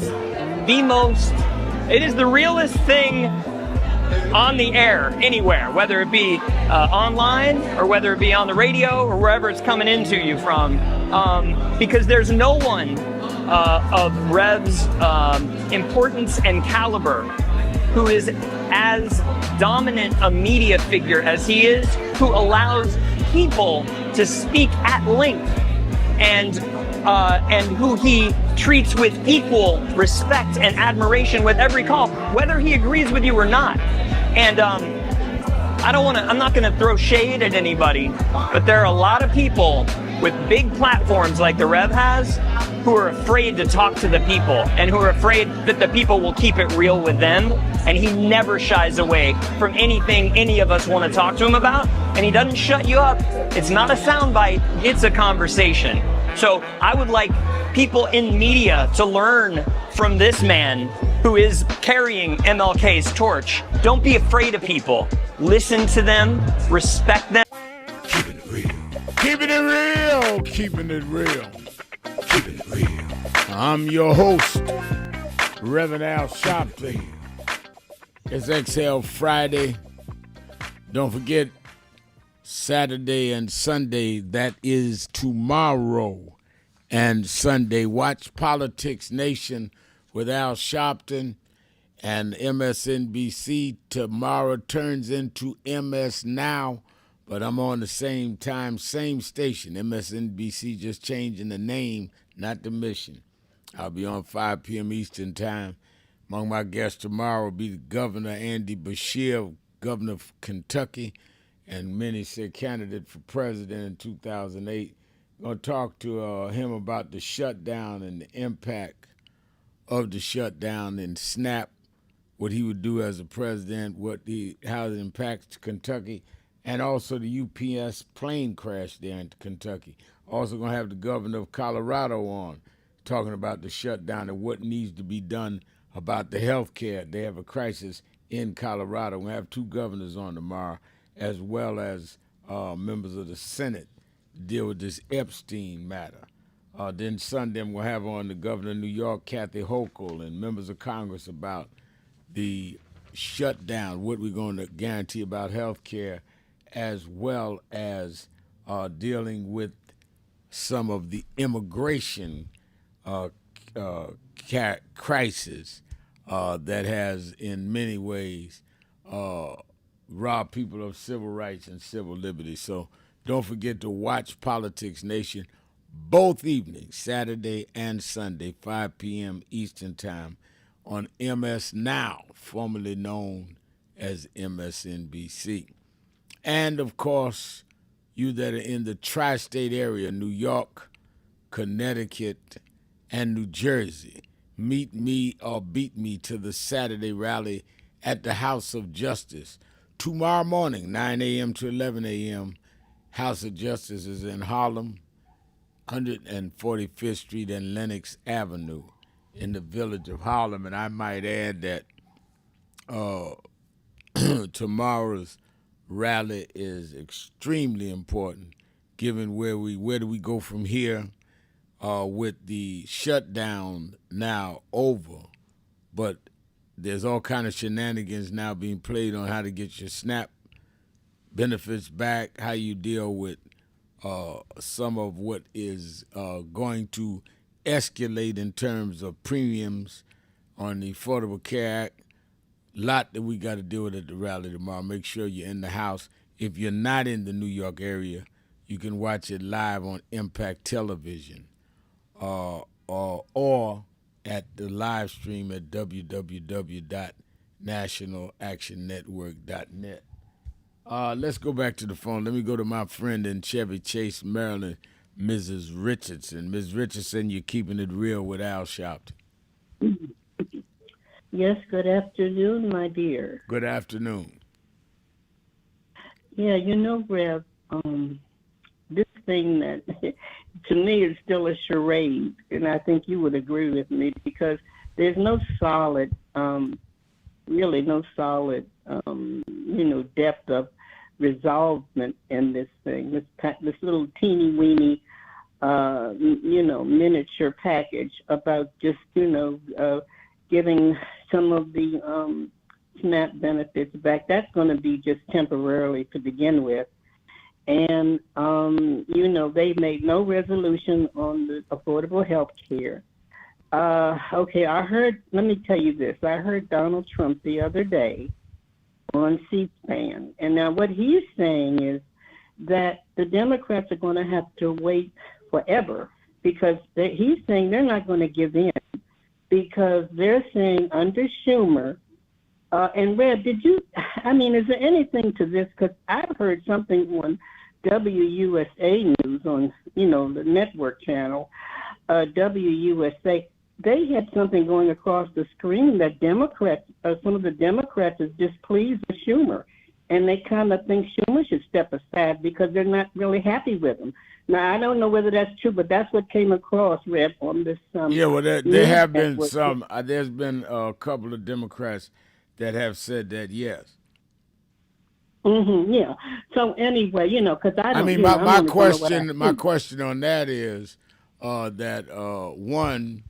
Then who would be the next minority leader? If they're gonna move Schumer, who could they put there that would get all the Democrats to stay in line? And secondly, why are they more angry at Schumer than they are about the 8 people that defected? They're not asking them to be off committees or something. So I've got some questions about those that's questioning it, because I don't know who the candidate is. We may get somebody worse than Schumer in the issues that we're concerned about. And why aren't they attacking the 8 of their Democratic colleagues that voted that way? Yeah, it's strange, because that's what I don't understand, because, see, we're in a cycle with Angloism anyway. Rev, Neely, when he was alive, the gentleman I was telling you about, was brilliant. He was brilliant because he had suffered it in his own life, and he lived to be 97 years old almost. And he says that is the psyche of the Anglo-Saxon, is to keep particularly the group that was enslaved confused forever. That the mission of the Anglo is to do that. Now, I'm not saying all white men are that way, but I'm saying the one that has this authority and power, they are the ones, because even at the time of these other presidents, Reb, the cycle was to keep the rich rich. I don't ever see any president, unless you can bring it up to me, Reb, that tried to work against that in a very deep way, because they tried to maybe attempt to do it in a mid-cap way or whatever you want to call it, but they never really cycled in to really have this wealthy amongst us, this 1% to really pay their share. It's just not Trump. It goes back to Bush, Biden. They never were able to really get the rich to do their fair share, even with the Carter and all the others. They never did. So how are we going to ever resolve the rich? Because the rich is taking over power now. They are the ones that's going to be having the big ballroom. Even when Trump is out of there, they've already got it planned, Rev. This is a plan to get these presidents in that's going to think like Trump and is going to bring further chaos to the nation in the future of other generations. That's why they have this ballroom. Think it out, people, why they're doing it. It's already set up and planned that the 1% is going to really run this U.S. of A in the future. The old way of the old guard it's really been removed really now as we speak. So people wake up. The ballroom is being built for these generational presidents to come in with all kinds of racist ideologies, the way that Charlie Kirk did. And all of this is a plan to present in the future way after Trump is gone or dead. So start thinking, put your thinking caps on about what's going on. And one more thing, Reb, this January thing, they're saying the government may start to shut down again on January 30th of 2026. Okay, now if that's likely to happen, they're saying another thing Trump said too. They're not going to give in to Schumer and Hakeem's a package about making health care affordable even for these undocumented illegals. $1.5 trillion. Trump is saying that Schumer and them want to go on top of the health care for these people that's not even legal Americans, Rev. No, that's not true. What they're saying is that there are some people that are getting health care. But as usual, Trump is saying something that's totally untrue. They're not trying to put no 1.7 trillion. And I think the best way to shut him down on that is say, okay, fine, take them off the table, now pass the others for those that are citizens. Yeah. He won't do that. So I mean, if he don't care about American citizens, why would I believe him about anybody else? He won't do it for authentic American citizens. And you got to remember now, his in-laws, his wife's parents just became citizens a couple of years ago. So, I mean, he's talking all of this smack, as the kids say, and none of it stands up under scrutiny. Yeah, millennial. And then his wife spoke. And you know what? I keep looking back at our race, keep calling in, even the days when they thought that his wife, whatever her name is, I never hear her go out as first lady to do anything. She doesn't do anything like Jackie did. Jacqueline Kennedy was concerned for the poor and other first ladies. Michelle Obama. She doesn't do what Michelle did. Yeah, no doubt about it. She didn't do what Jill Biden did. Jill Biden never stopped teaching at her HBCU school. All right, thank you for your call. Let me take my break. Be right back. Keeping it real. Sharpton right after this. Joining James Brown, Muhammad Ali, and myself now from New York City is the Reverend Al Sharpton. And Mr. Brown, James, I'd like to ask you about this young man, how you came to meet him, and what the National Youth Movement, which he represents, is all about. Tell me something about that. It's about teaching young kids the right way to go, and the things to be involved in education. Don't be a dropout, which is one thing I'm very much behind. Unless kids have guidance, they have no place to go. And the idea is to try to mold them. I mean, we think of anything, we think of it as a baby. And what we mold them to be is what it will be later on. He used to stand at my back door, and he believed in what I said, the Don't Be a Dropout program, and the fact of helping kids and giving the right idol and the right image to go with, cleaning, grooming, and wanting to work, wanting to be something. I started as a kid, a juvenile delinquent, and everything. Had no model. And I was able to be a model for a young man like this. And what he turned out to be is a minister, and he preaches the right thing, and I'm for him 1,000%. I'm for everything he's about. Mr. Sharpton, how national right now is the National Youth Movement? Is it something new? Has it been going on for a while? Do you have a stated number of members? Tell me something about it. Well, we don't really get into a numbers game because that's been a trick that has been played for the last 20 years. What we're basically interested in doing is saying to young people of impoverished backgrounds that there are people like a Muhammad Ali and a James Brown that represents hope to us. Because these people, despite all of the social odds, despite the unemployment statistics, despite the lack of education in their day, were able to grow and be something that we can be proud of. A man like me didn't have a father at home, but I had a James Brown to look up to and would want to sing and dance like him, or Muhammad Ali, who I saw stand up and give away millions of dollars of stamps to the government so that I would have a right to come 10 or 20 years later and try to fight for my kids. So what we're saying is there are symbols and images that kids can look up to and not have to throw a brick through a window, but that can work by the sweat of their brow and succeed, just like these two gentlemen did. But considering the numbers of young kids today, and Rev, there are hundreds of thousands or tens of thousands of kids who really are in hopeless and desperate situations, is it enough to just offer them an example? You say hopeless, though. Not hopeless. Well, let's say, well, to them, 10, 11, 12-year-old kids, it's never hopeless. There's no such thing as hopeless. It's never hopeless. When I got 8 to 16 years for breaking and entering as a kid because I was hungry, and here I am today, it's not hopeless. Don't say hopeless. Then we say we're carving out. I don't believe in hopeless. Don't you think it's hope? If you believe in something, try. No such hopeless. I don't believe in hopeless. We're not going to go with that. And I think he's not about teaching them how to get out and fight for themselves. That's what it's about. No, it's not hopeless. Everybody has a cause and everything, but everybody want to live. And I think living is what we're about. We're not going to teach dying. Hopeless is dying. I agree with you 100%, James. But what I'm trying to ask here is simply saying you too can be a James Brown or a Muhammad Ali. Is that enough to give a kid who's hungry, who doesn't know where his next meal is coming? I'll say it.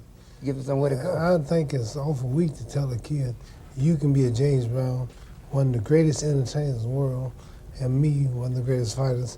And like you said, the hundreds of thousands of millions of kids that need a break. You can't have that many great people, but they can get educated. They can go to school. They can learn. I'd like to say one thing. We have crime today. It's a big problem. I think they took a national vote on what the people want the government to spend most of the money on, and crime was over national defense. Worrying about Russia, China, outside enemies, they're worrying about inside crime. We have crime today, all type prostitution, murder, exploitation, degradation, and wars of all kinds. And I'm going to tell you why everything's happening. And I think if you're intelligent, you agree with it.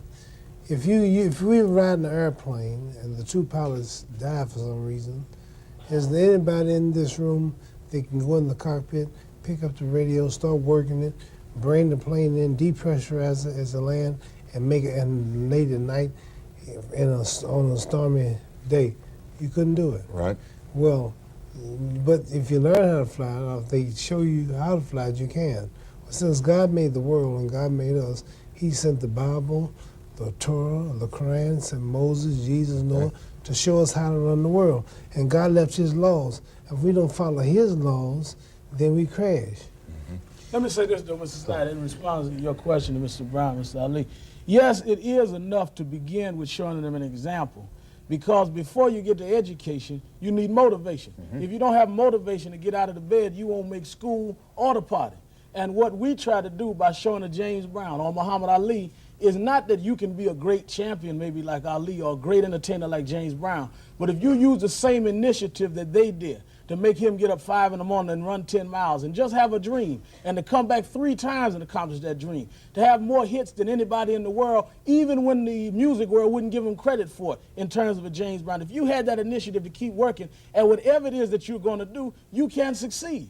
And what we're saying to them is you may not reach the plateau of public prominence of them, but if you can reach the personal discipline and personal motivation of them, you can reach a plateau in your life. Because it's not about looking for a government handout, it's about looking for a way out, as James Brown said. All right, and then how receptive are the young people that you tell this to? Very receptive. Really? Very receptive. Very receptive. I think that people have misunderstood that most people of impoverished and depressed areas are not looking for the government to give them something. They just want a chance. I remember when I was a little boy, James Brown used to sing, I don't want nobody to give me nothing, just open the door, I'll get it myself. Well, that's all people want now is a chance. Let me get a piece of the action. Let me get a piece of the pie. Let me stand up on my own. All right. At one man should have, the major corporations, the government, should get behind him and push the programs that he's about. Except maybe if he does it himself and gets grassroots support, it's better than having the government stick their nose in because they have a way sometimes. We're not talking about control. Yeah. We're not talking about control. We're talking about a way of start. You know, they have to start. If they fund Chrysler and fund all these different other things, they can fund a small man to get started.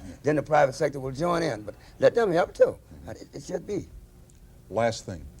Somewhere along the line here tonight, we used a graphic saying long, hot summer. Are you in any way, I'm certain you're not predicting a long, hot summer. You're not predicting urban strife. You're not predicting disorder, anything like that. Well, what I'm saying is, you know, at home you have an oven. There are flames on top of the oven, and then there's heat in the oven. We always discuss whether there'll be a flame on the top and don't discuss it. It's already 600 degrees inside. I'm not concerned as much about a long, hot summer because it's been a long, hot winter. Yeah. People are unemployed. Okay. People are unemployed. People are getting their homes ripped off. Parents' pocketbooks being snatched. As Ali said, crime is at a highest rate it's ever been. So rather than us running around the streets looking for a brick, we should be looking at the fact the brick is already in most people's houses. How do we get the brick out of the house? How do we cool the long oven out? Let's not wait for the explosion and then just cut the flames off upstairs. Let's put the flame out inside. And the only way to do that is everybody to get up and work by the sweat of their brow in America and try to produce, be productive like these two gentlemen have been in their life against all odds. They came up in a world that was alien to them, and they made it. And we can make it if we have the same initiative they did. Mr. Sharpton, it's been a pleasure to have you here tonight, and I've enjoyed meeting you very much. Thank you for coming by, and thank you, James Brown, for being with us again. Thank you for being here tonight. We have a young man in the studio who I think is an astounding young brother because of his youth. He's only 19 years old, and he's accomplished a lot, and he's here to make a presentation to James Brown, and we'd like to welcome him warmly. His name is Al Sharpton. How about it for Al Sharpton? Al is the national director of the National Youth Movement Incorporated. Right, Al? That's right. And what do we have here? Well, we come to break tradition. We know that in the recording industry that they give a gold record to those that achieve a million seller. But we view your million seller payback as a black record because it is relevant and says many of the things that young blacks have tried to say and could not musically express in our own little way. And we feel the payback is sort of like the theme song of Young Black America in 1974. Yeah.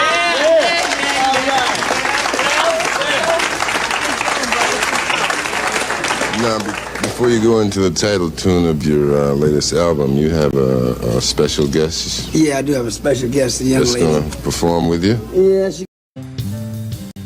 Please receive one of the greatest voices for the urban community. One, amen. Not never yet. seen the fact that we This got is the one of right the to greatest vote voices. because they Not became many of the strange greatest fruit. I have these tears in my eyes today, Reverend. Cause every generation of Islam. Live from the National Action Network corporate headquarters in New York, where injustice goes, he follows. 30 years ago, Yusuf Hawkins was the young 16-year-old brother killed for being in a white neighborhood in Brooklyn. I got stabbed leading one of those marches. Keeping it real. It's XL Friday with America's #1 civil rights leader, the Reverend Al Sharpton. Do we have William?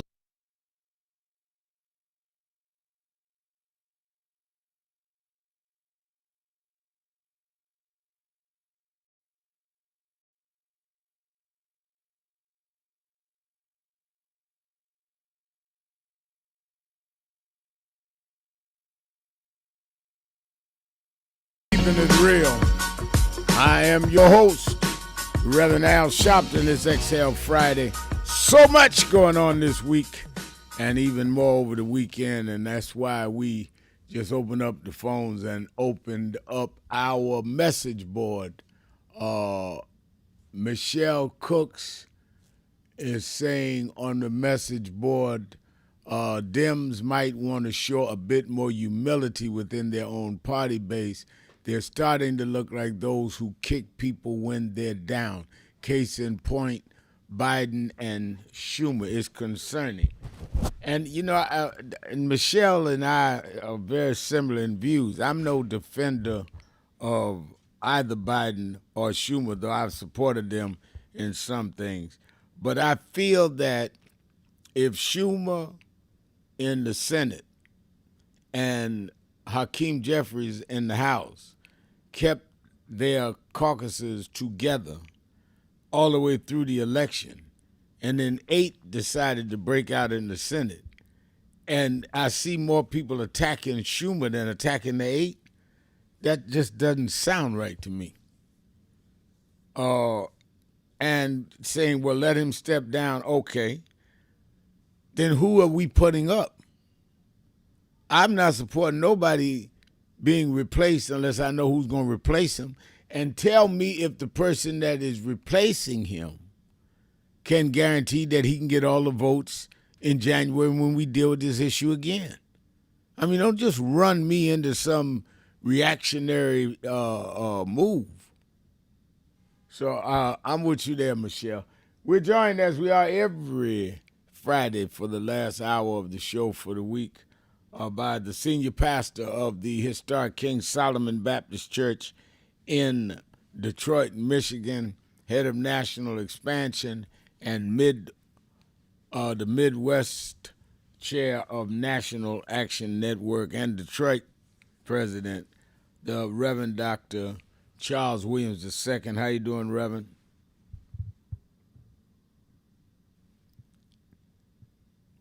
Let me just say, first and foremost, certainly we are in deep prayer for the Reverend Jesse Jackson, as many people have known and people have said. Certainly we heard the news and we're praying for him and his family from the great state of Michigan, a state that he won while he ran for president and that he had always been so deeply involved in. And we want to say a very happy birthday to Rachel Nordlinger, National Action Network leader and one who has really excelled in the world of media and communications. We're so grateful for her and her work in the movement. And then I've got to say a special happy birthday to my mother, Murray Williams, who is having a birthday, celebrating today, and certainly I love her so much and so grateful for her. You know, Rev, we have transitioned from this shutdown, and a lot of folk got a whole lot to say.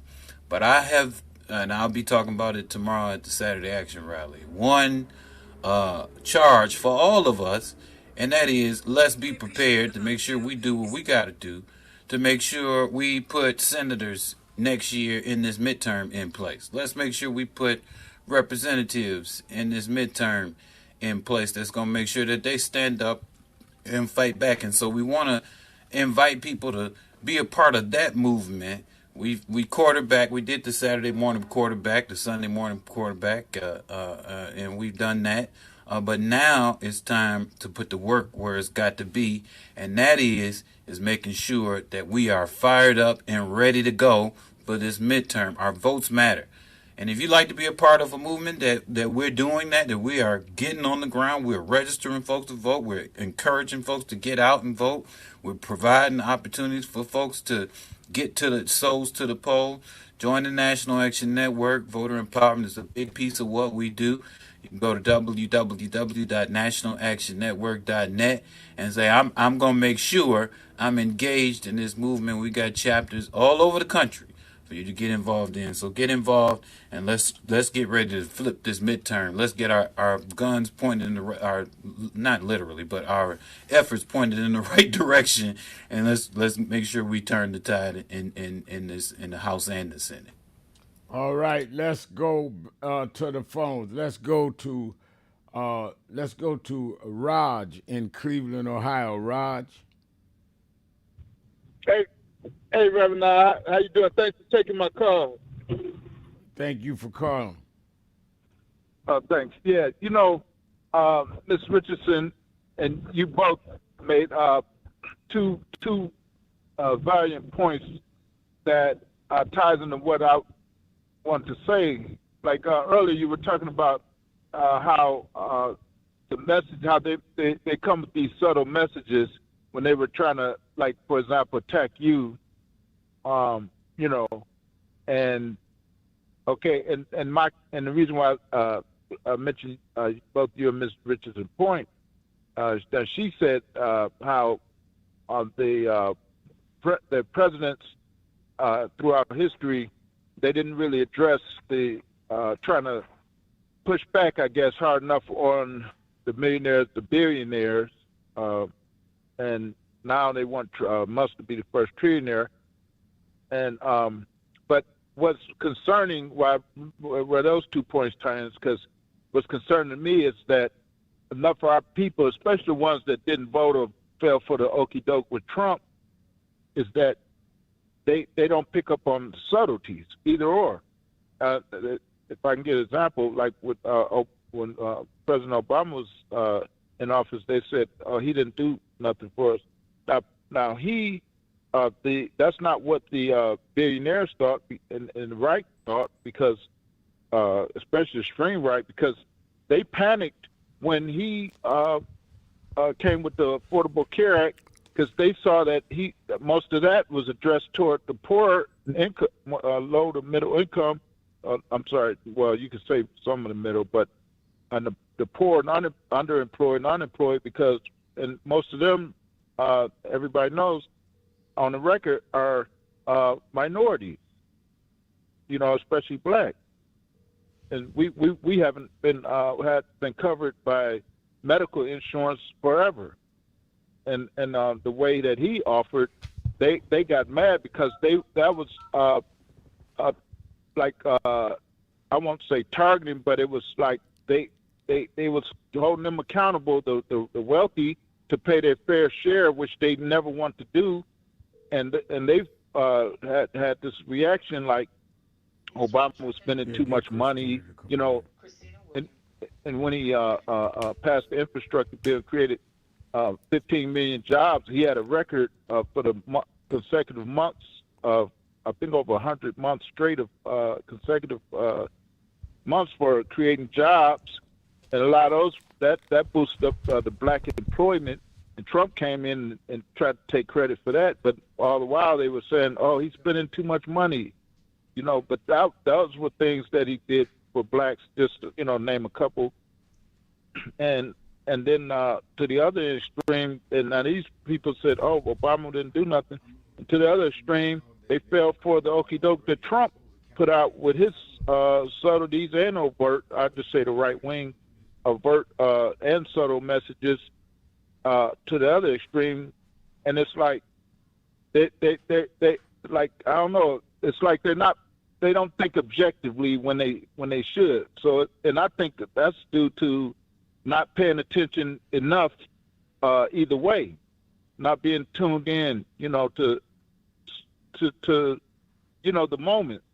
And when too many moments go by like that, not being in tune, they just get spun all the way around, you know, and it shows who's keeping up the way they voted or didn't vote at all. And I'm talking about, you know, our people. Not all of them, I'm talking about the ones that fell for it or missed the point. But that's basically what I want to say.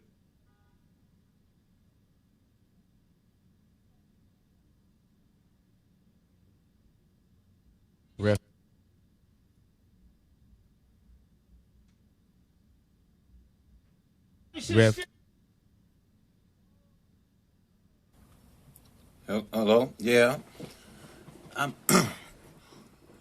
Yeah, I think that it's definitely, I don't hear Rev, but I want to say, I think there's some salient points to be made. Rev, you there? I mean, you know, you certainly do have, you know, Rev made one point, Miss Richardson made another point. It's certainly something that I think we both got to value.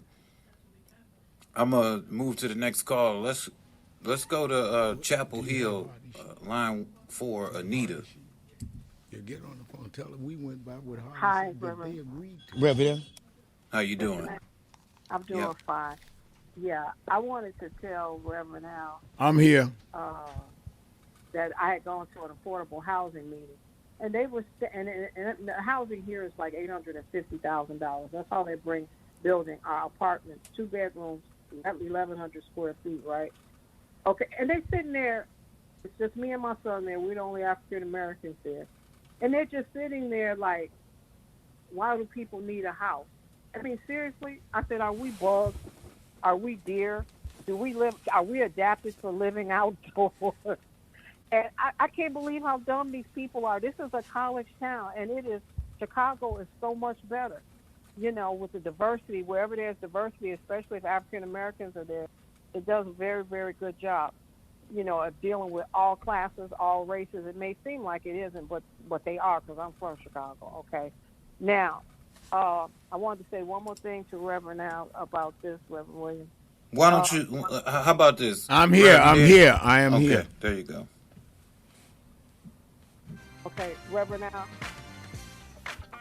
Keeping it real. Keeping it real. I'm your host, Reverend Al Sharpton. We'll be right back.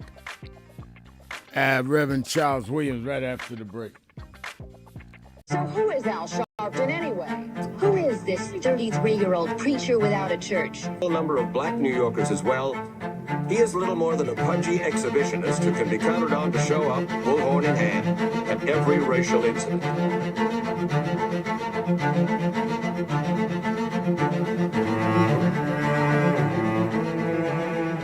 I often quote Mark Twain saying, the 2 most important moments in life is the moment you are born and the moment you find out why you are born. I had a very troubling conversation the other day that prompted me to do this little video. Young man that I've known a while came to me, and he was crushed. I mean, really crushed, because people were criticizing his work. He's in the ministry, but he's also an actor. And he said he couldn't understand why people were jumping all over, criticizing him, trying to find scandalous and derogatory things about him.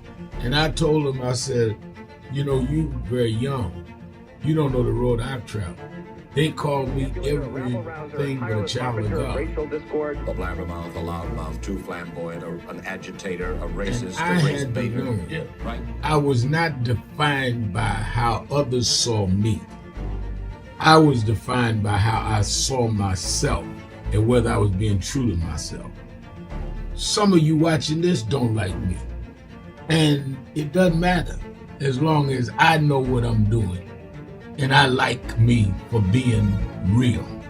So I'm doing this video to say to you, whoever you are and whatever you do, you may not be in ministry or social justice, none of this stuff, but don't live your life worried about opposition or people that don't like you.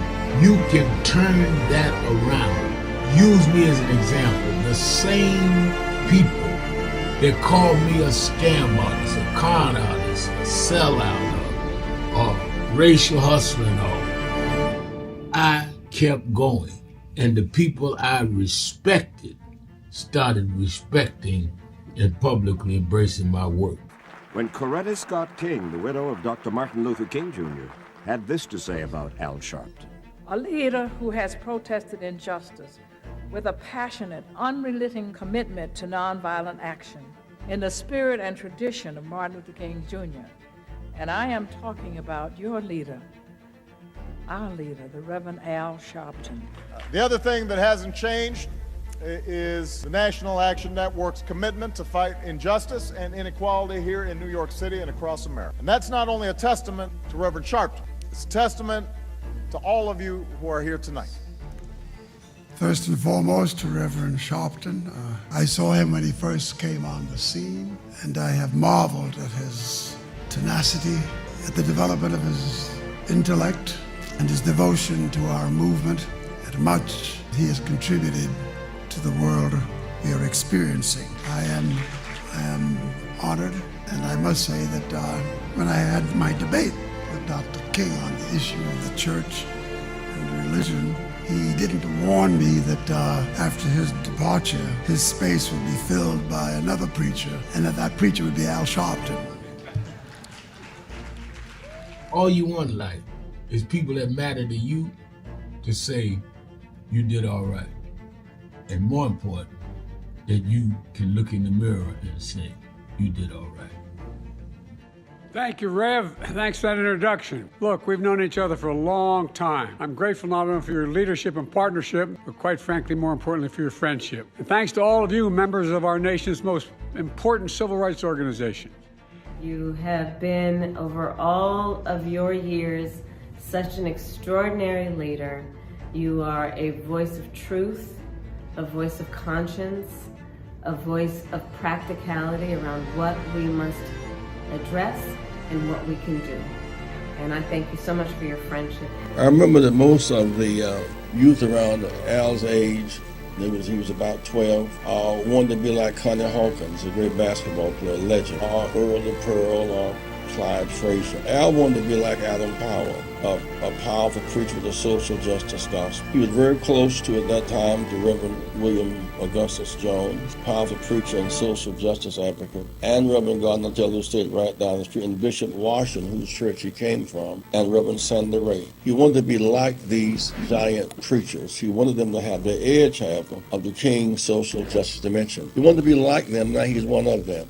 Perhaps taller than most of them because of the risks he has taken and the reward God has given him with his gift. I remember so well that I first escorted him to jail. He was around 13 years old, with the jail fighting the ANP. He was in the lineage of our struggle. He grew up in it. We didn't just see him on TV one night. He didn't happen. He came bottom up, not top down.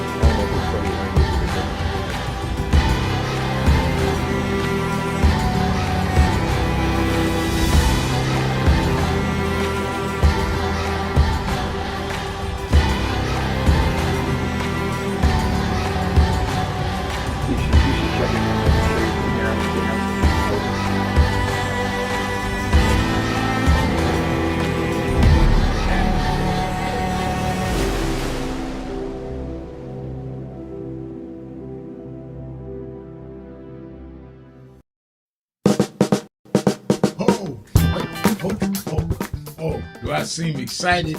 I am excited because this Saturday, the National Action Network Saturday Action Rally starts live on WBLS 107.5 FM in New York. We're going to expand. Every Saturday morning, we're live on WBLS 107.5 from 10 a.m. to 11. You'll hear the message. You'll feel the energy. You'll be involved. You won't be sitting around talking about, oh my God, look at what's happening. You'll be involved in dealing with what's happening. I'm excited, and you should be excited to turn on WBLS 10 a.m. every Saturday morning. I have a message for you, and if you want to, you can come to the House of Justice and be there live, 145th Street and Lenox Avenue. We kick off at 9, and we don't stop until we deal with getting our people energized.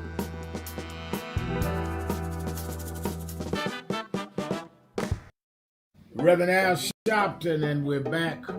1-877-532-5797. 1-877-532-5797. Let's go back to the phone. Attorney Jennifer Jones Austin is. You know, every day, Monday through Friday, I do 3 hours a day on Keeping It Real with Reverend Al Sharpton. I do 1 hour on Sunday mornings with Reverend Al Sharpton. and I'm live on radio and TV with the Saturday Action Rally. 7 days a week, I talk to our people, hear from them, to call in. I'm sick and tired of people talking for people that they don't talk to. So go on www.nationalactionnetwork.net. Listen to my show, call in, express your opinion. You don't have to agree with me. But let's start talking to each other rather than about each other and lecturing at each other.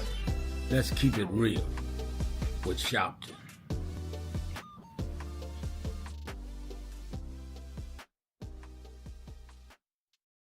Many people cannot focus because they have not really come to terms with their calling and life purpose. In order to focus, you must also be clear on what you're focusing on. So if you're not clear on your purpose, if you're not clear on your life's calling, then focus on seeking that.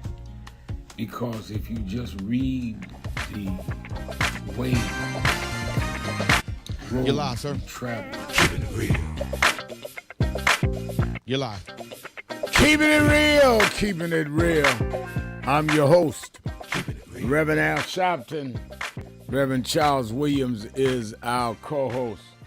Let's go right back to the phones. Let's go to Percy Johnson in Detroit, the labor organizer extraordinaire. Thanks for taking my call, Reverend Al. Thank you for calling. And appreciate you, Reverend Williams. Yes, sir. Yes, sir. So we got work, like you said. When we had our election, I was excited to hear how New York really turned out and had a big number of participants. And we got 78% of our folks that could have voted that didn't vote.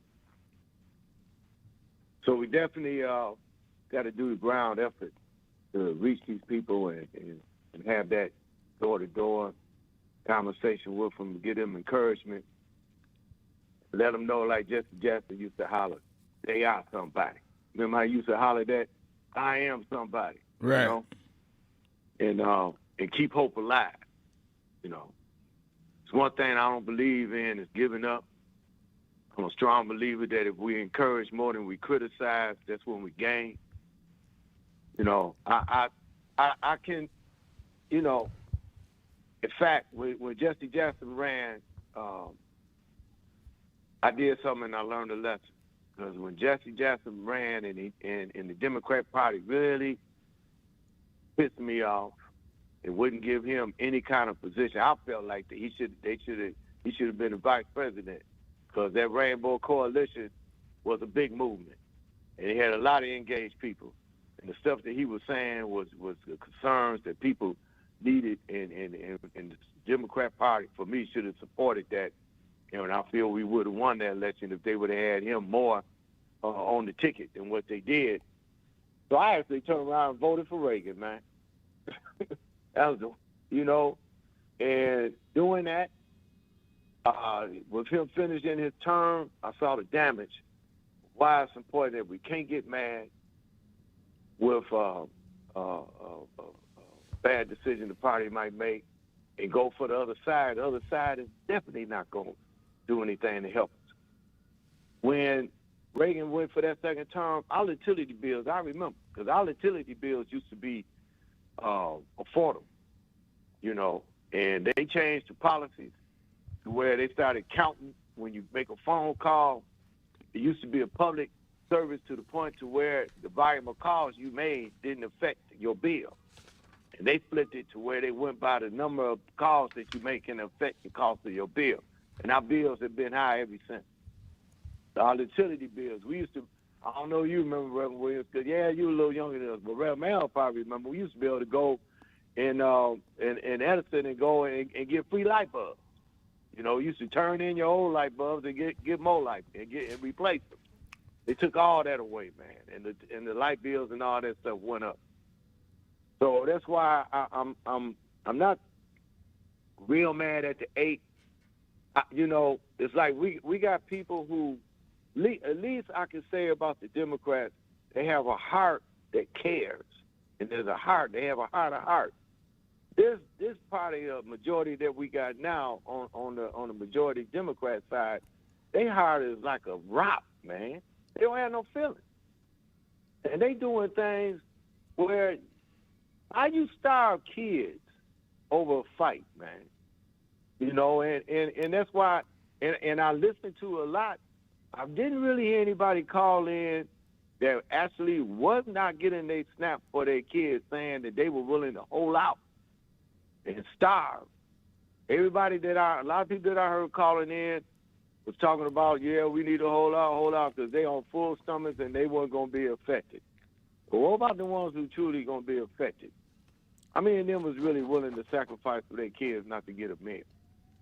You know, so, you know, I'm going to stay encouraged. We're going to keep hope alive, and everybody realize that you are somebody, but your body can make a difference to turn all this around by participating and getting civically engaged. You got to stop sitting out, not getting civically involved and civically engaged. All right, thank you for your call. And I think that that person raises some questions that I think a lot of us don't wrestle with. It is easy for people that are not on SNAP and not needing their health insurance covered to say what others should do. It is more difficult when you got a family and children that now have to decide which meal they're gonna have. Yeah. And all of that. So I think that he raised a good point. Thank you, Percy, for your call. And again, I've said it before, and I say it again, that I probably would have held out, but I would not have held others in contempt. I do not understand. I think what bothers me is we act as though holding out does not tax somebody that is already vulnerable, and we act insensitive to them. And it just seems to me to be very, very insensitive to just act like this is just, look, you do what I tell you or else, and then to turn around and you're not jumping on the 8 that you supposed to be thinking did the wrong thing. You jump on Schumer. Is there another agenda here? And who's it for? I'm going to again say, I am not asking anyone to step aside till I know who we stepping in their place. Because I don't know what we talking about. Yeah. And in effect, someone's asking me, and I've disagreed with Schumer on something, but somebody's asking me to on a blank check to ask Schumer to step aside because 8 people went left. Who do you have that will come in that will be able to say, I'm going to make sure every Democrat stays with me? Who is that? And that's not even come up in the discussion. And that bothers me because that makes me feel that there's a hidden hand somewhere that I don't know. Right. All right. Thank you for your call. Let's go. Yeah, Go ahead, Rev. Go ahead. No, I was just thinking about, it's interesting you said, well, I would have been able to hold out. I always remember the story you would tell about the social worker that came to the house and said there was a man in the house, knowing that you had to, at one point in time in your life, navigate those resources. I've had to navigate. My parents, young parents, matriculated through sometimes public aid also. I mean, people who know and who have had to negotiate, navigate those challenges and still say, yeah, they should have held out. That means a whole hell of a lot. Yeah, and I think, again, it goes back to some of the conversation that we had earlier in the show before you were on about some of, I think it was Disco Brian brought up, about some of our so-called progressives. A lot of them, a lot of them are sincere. A lot of them I work with, but some of them are these, well-to-do families, Yeah. and have a cushion, and they jumping off and suggesting people do things that they know they can go back home and live well, and the rest of us, it alters our lives because we don't have that cushion to fall back on. And what do they call them? Babies that got wills or something like that. Trust fund babies. Trust fund babies. Trust fund babies can be a lot more militant and revolutionary than folk like us that had to work our way up from welfare. Now, wait a minute. Don't be volunteering me to poverty when all you got to do is call daddy. That's right. That's right. I like your term better when you say the latte liberals. Yeah, and that's what they are. I know that is nothing short of ridiculous. Let's take a break. We'll be right back. Keeping it real. 1-877-532-5797. Be right back.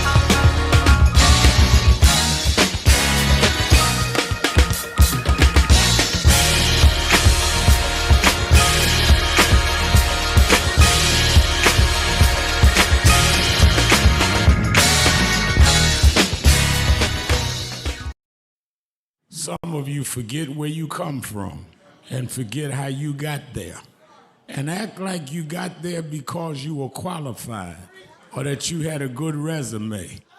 But some of us had to pay a price for your resume to even be read. Some of us had to take nights in jails and licks upside the head or shut out of boardrooms like Byron so you could walk down red carpets and act like you got there by yourself. So I received this award with a special place in my heart and on my shelf because I'm getting it from a freedom fighter who never forgot where he came from and how he got there.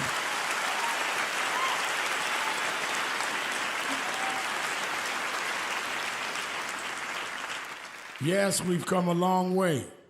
We've had now a black president and now a black vice president. But we still can get shot down and have to march to get a case in court. We still can get shut out of boardrooms. We're still doubly unemployed in a good economy. So we're going to have to keep marching.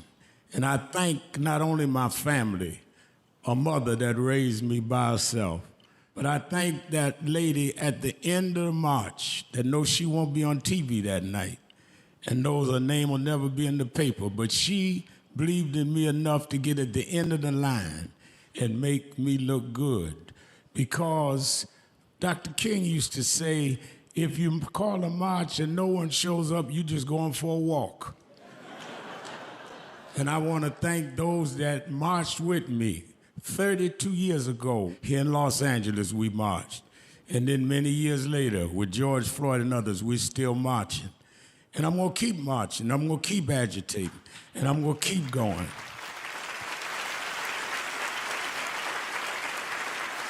Until we don't have to do it anymore. Eddie, known you a long time. Mariah, christen your kids. And I promise you this. The only thing that I really live for is I get up with this dream that every bigot, every racist, everyone in this country that hates will say, damn, he's up again. It's been a long time coming, but I know 1968, Dr. Martin Luther King was killed in Memphis, Tennessee. And it has been the commitment of National Action Network to always, in the month he was killed, to let them know they killed the dreamer. Because I have a dream today. They can't kill the dreamer.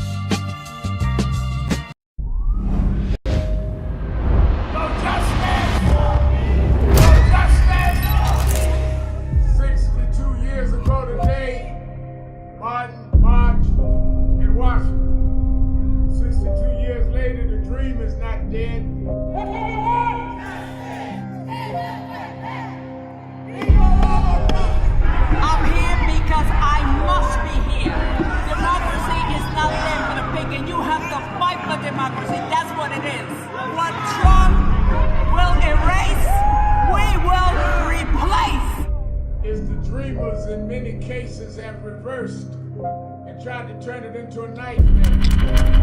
We come to Wall Street rather than Washington this year to let them know you can try to turn back the clock, but you can't turn back time.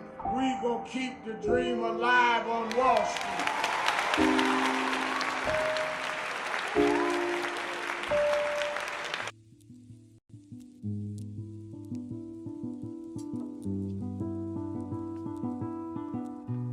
I had a thought this morning that I wanted to share with you about mentorship. I am able to do a lot of what I do because I had great mentors, but there are correct ways and incorrect ways to mentor people, in my opinion. I was mentored as a boy preacher by Bishop F.D. Washington, one of the great Pentecostal preachers of his time. Then Reverend William Jones, who became my pastor after Bishop Washington died, who was unquestionably in the top 5 black church ministers, theologians. Reverend Jesse Jackson, who I started my activism under his leadership, he and Reverend Jones. And I learned politics directly as a youth director from Shirley Chisholm. So even though I didn't finish college, I had the most unique education in the world from being exposed to giants. But the one thing I learned is as I grew older and people started coming younger than me and wanted me to teach and mentor them, the magic of the mentors I had is they did not want me to be All right, so you're live. Keeping it real. I'm your host, the Reverend Al Sharpton, and we're back. 1-877-532-5797,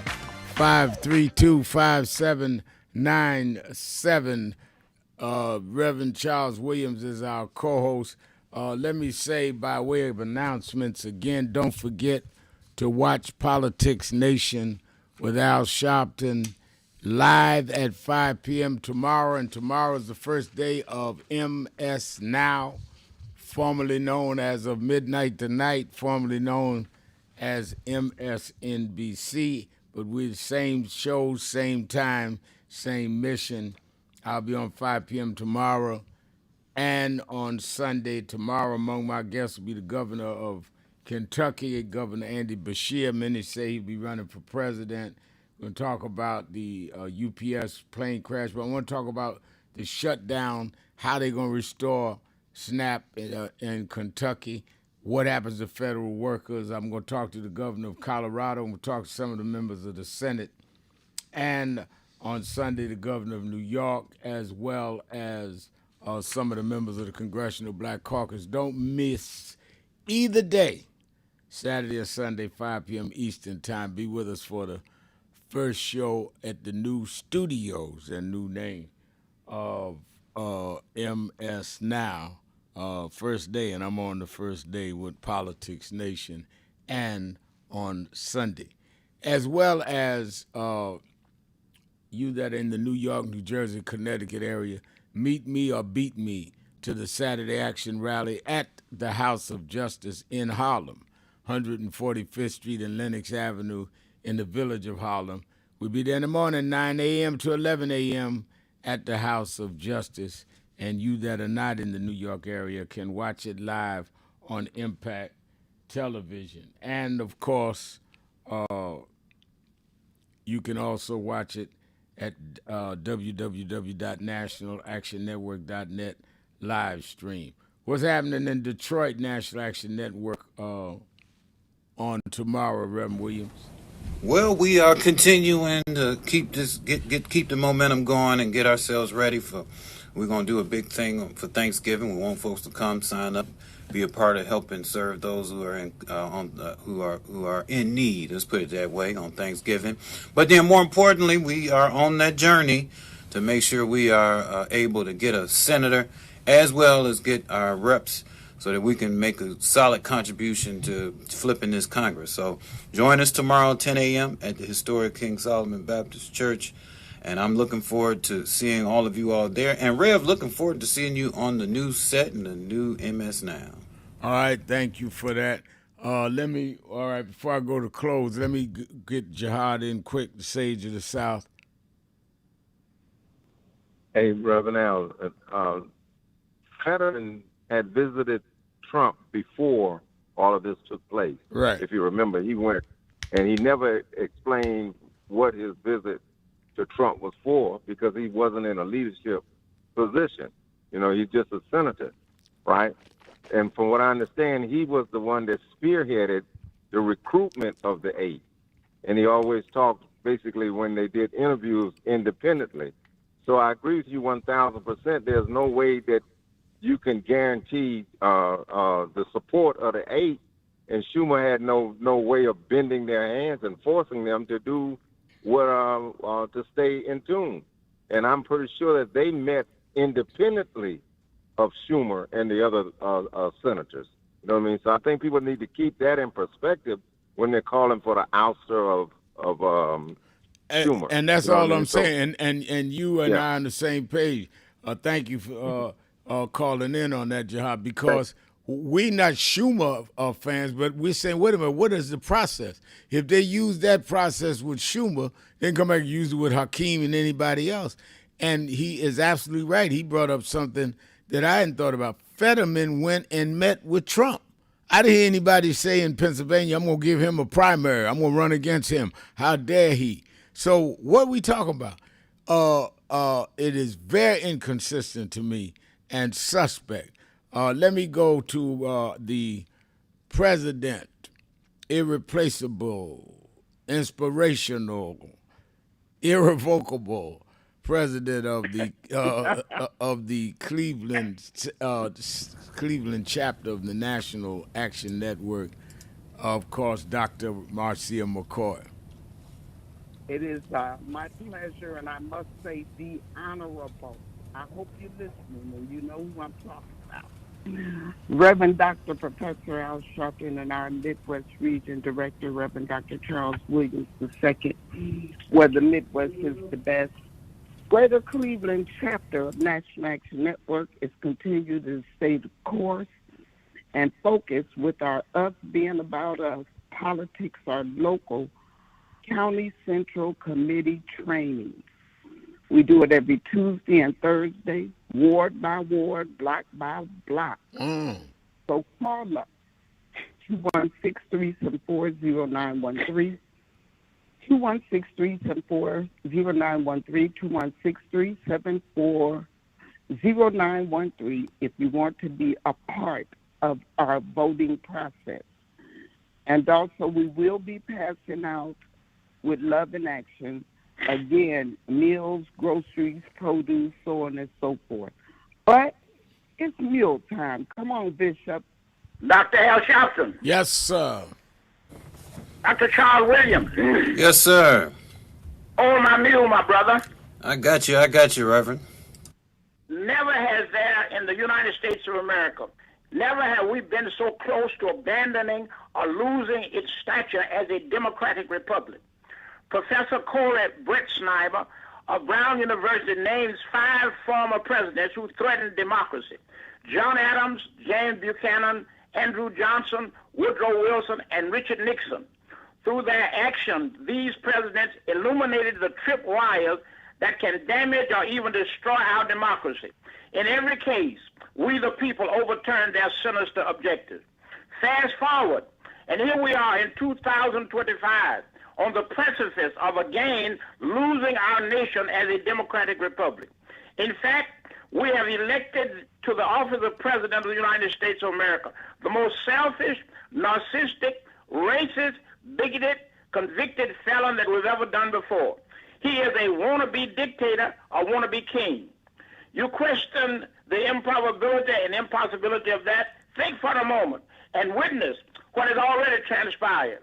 This evil 10-year buddy of convicted felon, sex trafficking Jeffrey Epstein is given criminal immunity, a status above the law, by law able to do anything he wants to do and not be criminally accountable. That's the Supreme Court of the land. He has installed a puppet Speaker of the House by the name of Mike Johnson, who, when Trump says jump, Johnson responds how high. Majority of Republican senators bow and bend to his every demand, thereby literally making him the reigning power of the executive, the legislative, and the judicial branches of government. He is the power behind the throne. In this awesome position, he had weaponized the federal government, fired loyal government workers, officials who refused to obey him, and installed suck-ups to do his bidding. Thus, our once mighty democratic republic is suffering under the heavy hand of a white Christian nationalist who wants America to be his kingdom and his kingdom alone. Of all the 5 worst presidents of the United States of America, this convicted felon and sex trafficker, this wannabe dictator or king, is by far the worst. No other president has committed insurrection against the nation by lying that an election was stolen.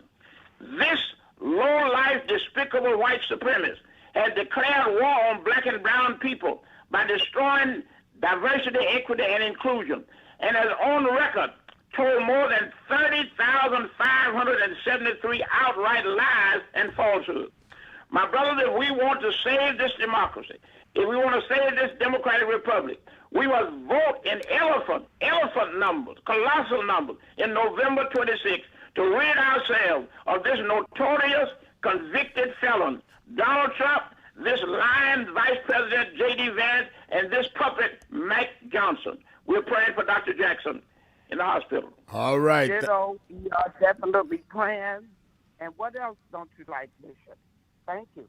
All right. Thank you for your call. Thank you, as always, for Bishop Cavanagh to end the week for us, along with Dr. Marcia McCoy at Cleveland National Action Network. You know, people don't think we just named it National Action Network. It is national. We have chapters all over the country. They're all functioning. I'm getting all kind of notes on all our chapters, Nashville and Louisville, all of them doing Thanksgiving drives, trying to help people. Even though that the SNAP is coming back, there's still a lot of people that need that kind of holiday help. All right, let me thank Reverend Charles Williams II. Let me thank all of you that called in, listened in, you that called in and couldn't get through, but came in here and hung in there anyhow. Remember, whatever you do, wherever you go, however you feel, tell somebody, tell anybody, tell everybody. Reverend Al told you personally, keep it real. Keep it real. Keep it real. Mayor Rodney Jones, Evangelist Ramsey, I'll see you.